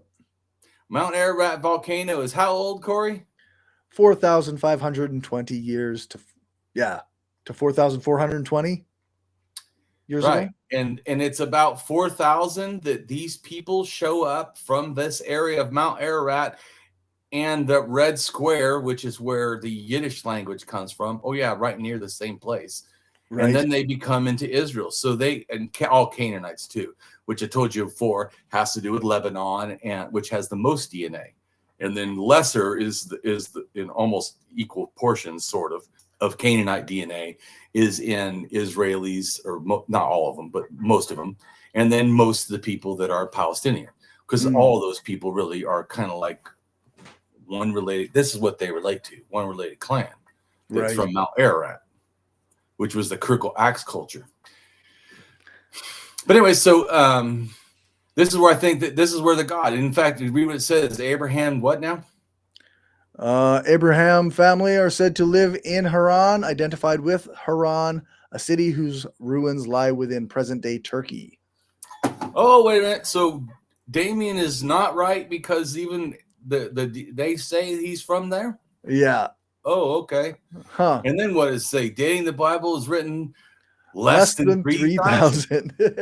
Yeah. Provable to 2,200 years ago. It's like, ooh. So then you have to understand what verses suggest the Bible is a volcano. Corey, go ahead and read them. Sure. We've got Exodus 19:18. Mount Sinai was covered with smoke because the Lord descended on it in fire. The smoke billowed up from it, lit like smoke from a furnace, and the whole mountain trembled violently. Exodus 24:17. To the Israelites, the glory of the Lord looked like a consuming fire on top of the mountain. Deuteronomy 4:12. Then the Lord spoke to you out of the fire. You heard the sound of words, but saw no form. There was only a voice. Deuteronomy 4:33. Has any other people heard the voice of God speaking out of fire as you have and lived? Yeah, and then read the part that's below that. Okay. So volcanic eruptions of Mount Ararat occurred 4,520 to 4,420 years ago, destroying at least one Kura-Araxes culture site, killing many, and this culture has DNA links to Jews living today. There are some modern scholars who have suggested that the elements seen in the Ten Commandments were likely modeled on Hittite and Mesopotamian laws as well as treaties. Sarah died and Abraham buried in a cave near Hebron, which he had purchased along with the adjoining field from Ephron the Hittite. That's from Genesis 23, 1-20. And flood accounts, Gilgamesh epic, 4,100 years ago. Noah in Genesis, 2,600 years ago. Exodus 24:17. For Israelites, God's glory looked like a consuming fire on a mountaintop. Right, because that's how we know it wasn't, like I said, maybe a volcano god. Right. Yeah, it wasn't a volcano god at all. No. It had nothing to do with that. Yeah. Yeah. Except all the facts. That's it. That's my whole thing that I've put together. So, and like I said, to reiterate, I was wrong about things that I kind of thought, but not that much about hierarchy and stuff, because you see it's still Ali Tepe and still the mace heads. But now I still think that kings are from the north. When the maces went north, they weren't really cracking people so much in the head. But when they came back down, they were. Right. Yeah. So the still pretty much relates to the kingship ideas come from the people of the steppe. Yeah. But after they met the people with the ideas of hierarchy, because hierarchy is loved by people that are authoritarians. Right. Right, because they're the top of the hierarchy. Yeah, of course. Yep. Going back to our thing of how this relates as an analysis. Yeah. Oh, he tried to say too, it was ahistorical when I showed him the mace heads and tried to explain stuff. He's like, oh, that's ahistorical. Well, first off, I would say this. People who read stuff, right, usually is written by people that are long dead, or even like Marxism or anarchists. A lot of them are 100 years old. Yep. Even if they had the best intentions and used the best information of the times, they literally do not have DNA and all the information that I've just given you. That's right. They don't have it. They just didn't have access to it. So to think that they are able to get a clearer picture of the past than us today is ahistorical. Yeah. Yeah, that's right. That would be my comment. So what do you think, Corey? I think that was a pretty good one. It's pretty solid, like history, I think, almost right all the way from the start animism all the way up to what happened with Christianity and where that came from. I like it. Right. Great, right?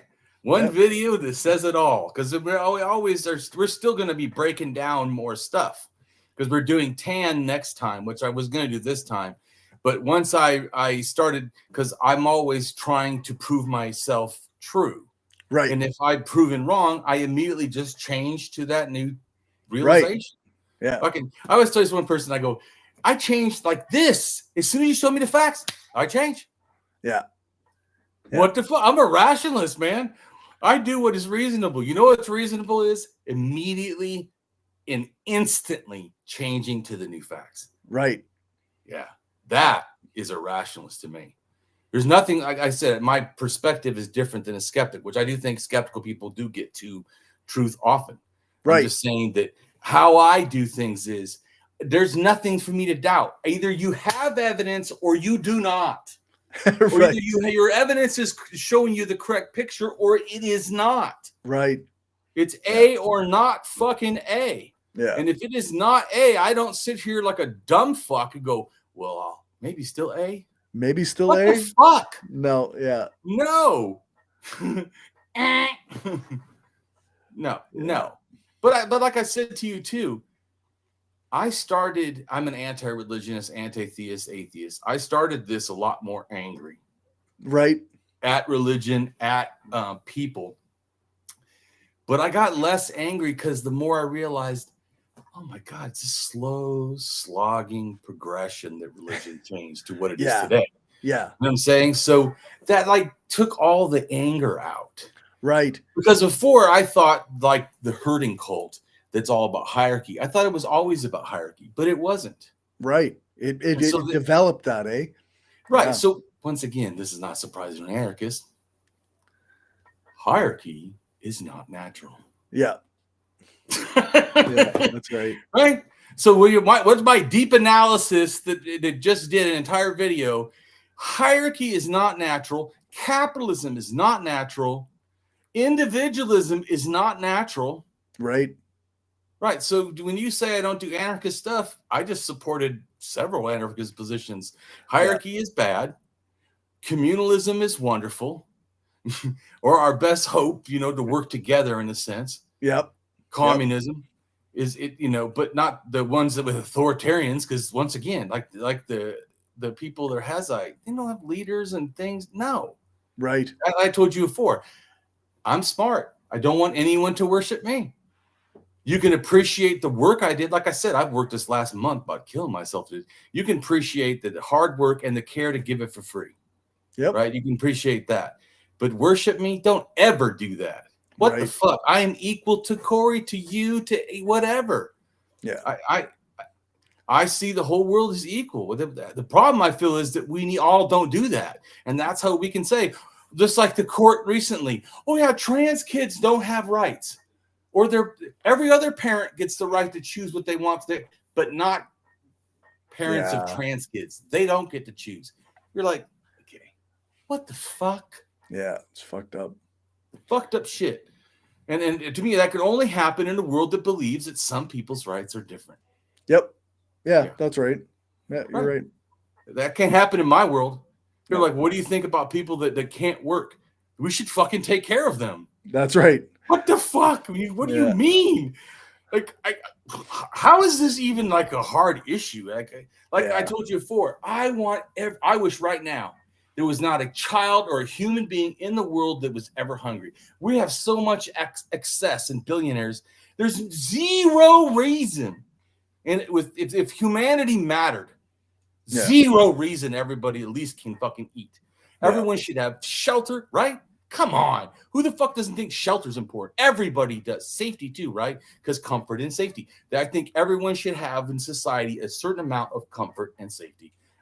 That should be, those aren't like gifts from government or some kind of thing we need to fight to get. That's what we fight because people are violating us. Right. Yeah. From these things we should all have comfort and safety. Anyways, so I feel like I told you before, a lot of my stuff is to debunk religion, but also debunk racism. Yep. Showing we're all connected. Also debunk pseudoscience and then promote real science. But because I feel like all that should be done at the same time. Yeah. Right. Yeah. It's all part of the same project. Same project to support. I support reason, but also caring. And then they're not in conflict. Yep. You know.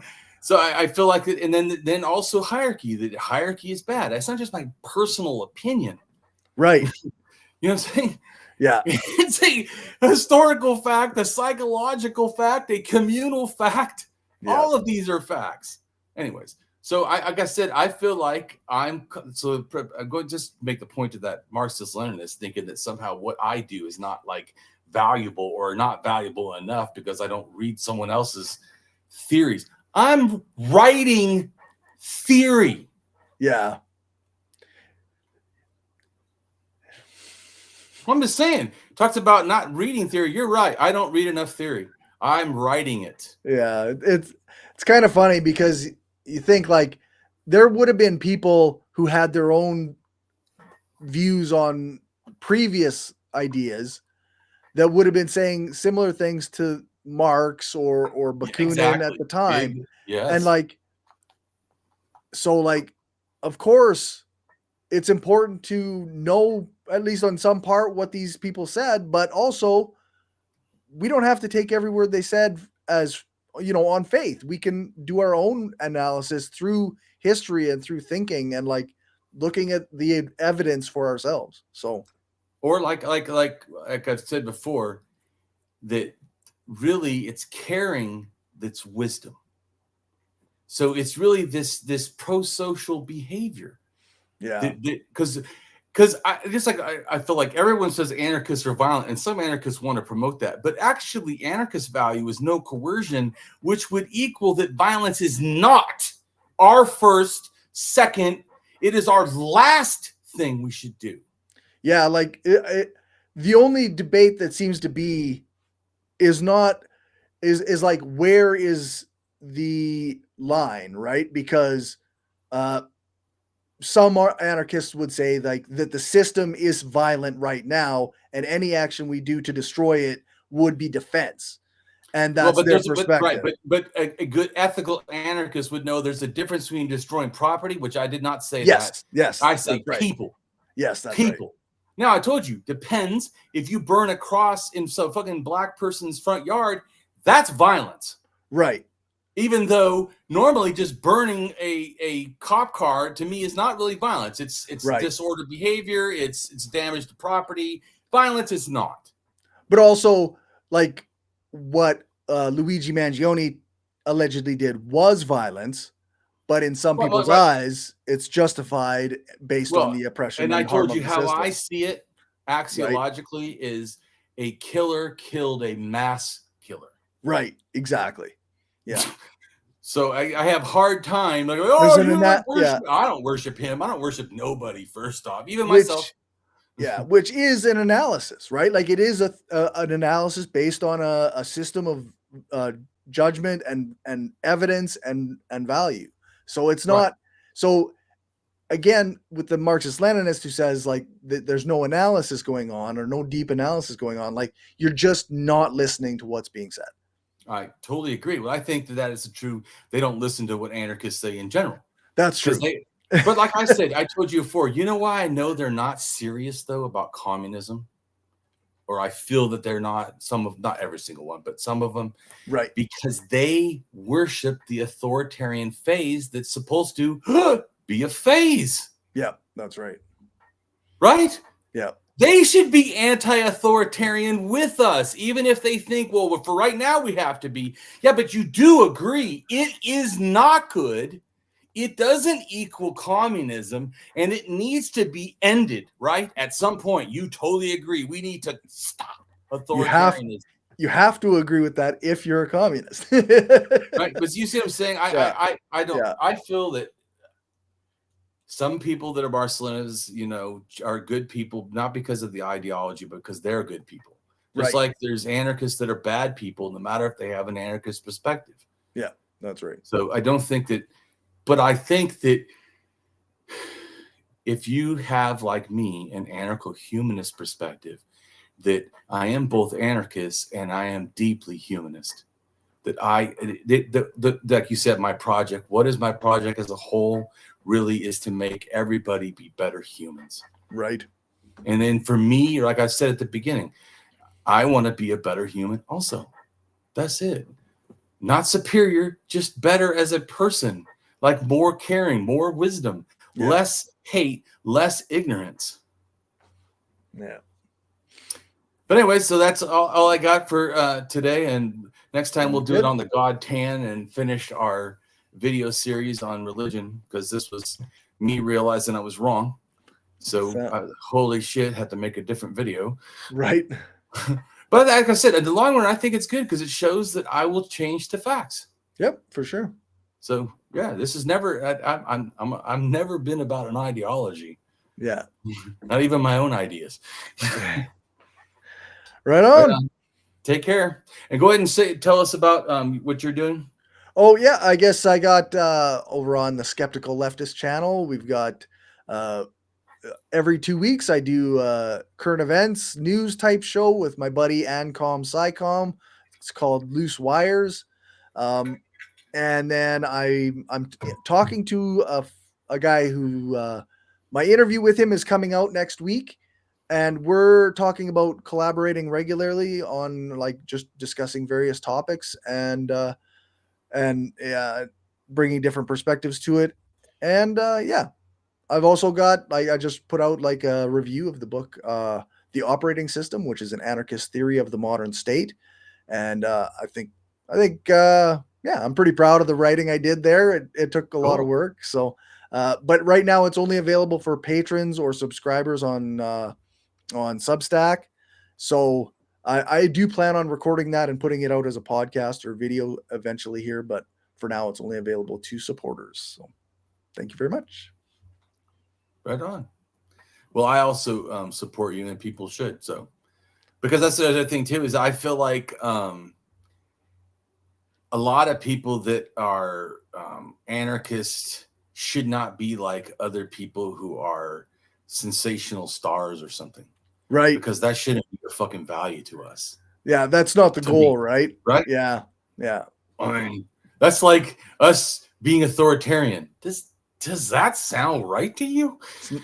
Not the goal. The goal is liberation for everyone and spreading good ideas, right? So right. And so I also feel that we rise by helping each other. So we should be helping each other. For sure. And that so I feel like, and I told you before, I feel like I looked at some of, I don't care about other people, but I looked at some of the anarchist influencer people, and there's like shitloads of people that fall in 20,000 and they fall in no one. There's a lot of them that do this. I'm like, yeah, I don't know how you can say you promote like ideas of working together and all this, and when you literally don't do that in your real life. Right. For me, I told you, I try to live anarchism. Not just read something, but literally try to live it now. Yeah. Try to act different now. Not in some future when someone inspires communism or anarchism. Right. But now that my behavior, I operate in the system ethically, unlike everyone else. Yep. As ethical as one can anyway, right? Well, I'm just, I'm not saying that we can. Yes, nobody's perfect. Well, especially inside of a system that's predatory. I mean, yeah, that's right. And we have to engage in the predatory system. So, yeah. So but you get what I'm trying to say. But certainly, I'm just making a comment that I try to be more thoughtful, more kind, more supportive, more what I try to be something the society is not, but but I try to do it now. Yeah. That's all I'm saying. I don't Yep. wait for future anything. I told you anyways. How do you get good at sports, Corey? Do you just wait and then one day when it's your turn, you just jump in and you can just do perfect? You cannot. You got to practice. It's got to be who you are. So like, say if the revolution happens, someone asks me, do I want it now? Oh, I want it now, but I also fear it now because nobody knows how to be an ethical person. Being ethical doesn't seem to have much fucking value anymore. Right. Yeah. So not a revolution without ethics will end up with a fucking tyrant. Yeah. Or several tyrants. That's right. No. So, but anyway, so I appreciate you helping and everyone for taking a listen, and have a good day.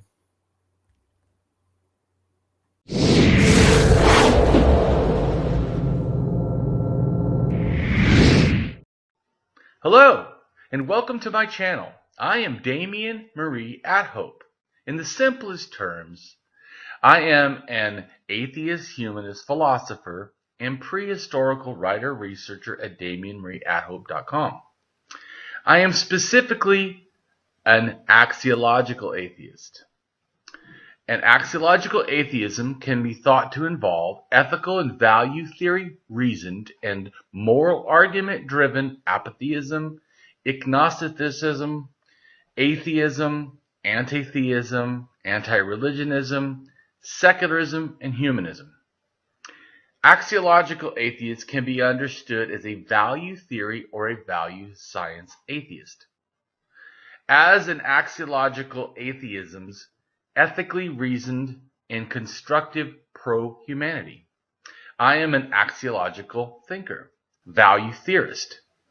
The science of goodness, worthiness, usefulness, valuableness, virtue, reliableness, accuracy, validity, morality, integrity, beneficialness, etc., etc. We axiologists have a value consciousness. And in general, we see the architecture of humanistic humanitarianism value in people that we see as dignity beings. Places and things are not.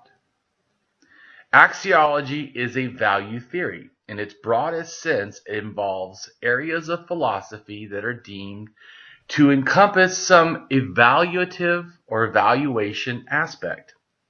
Therefore, it crosses almost all domains in some way or another.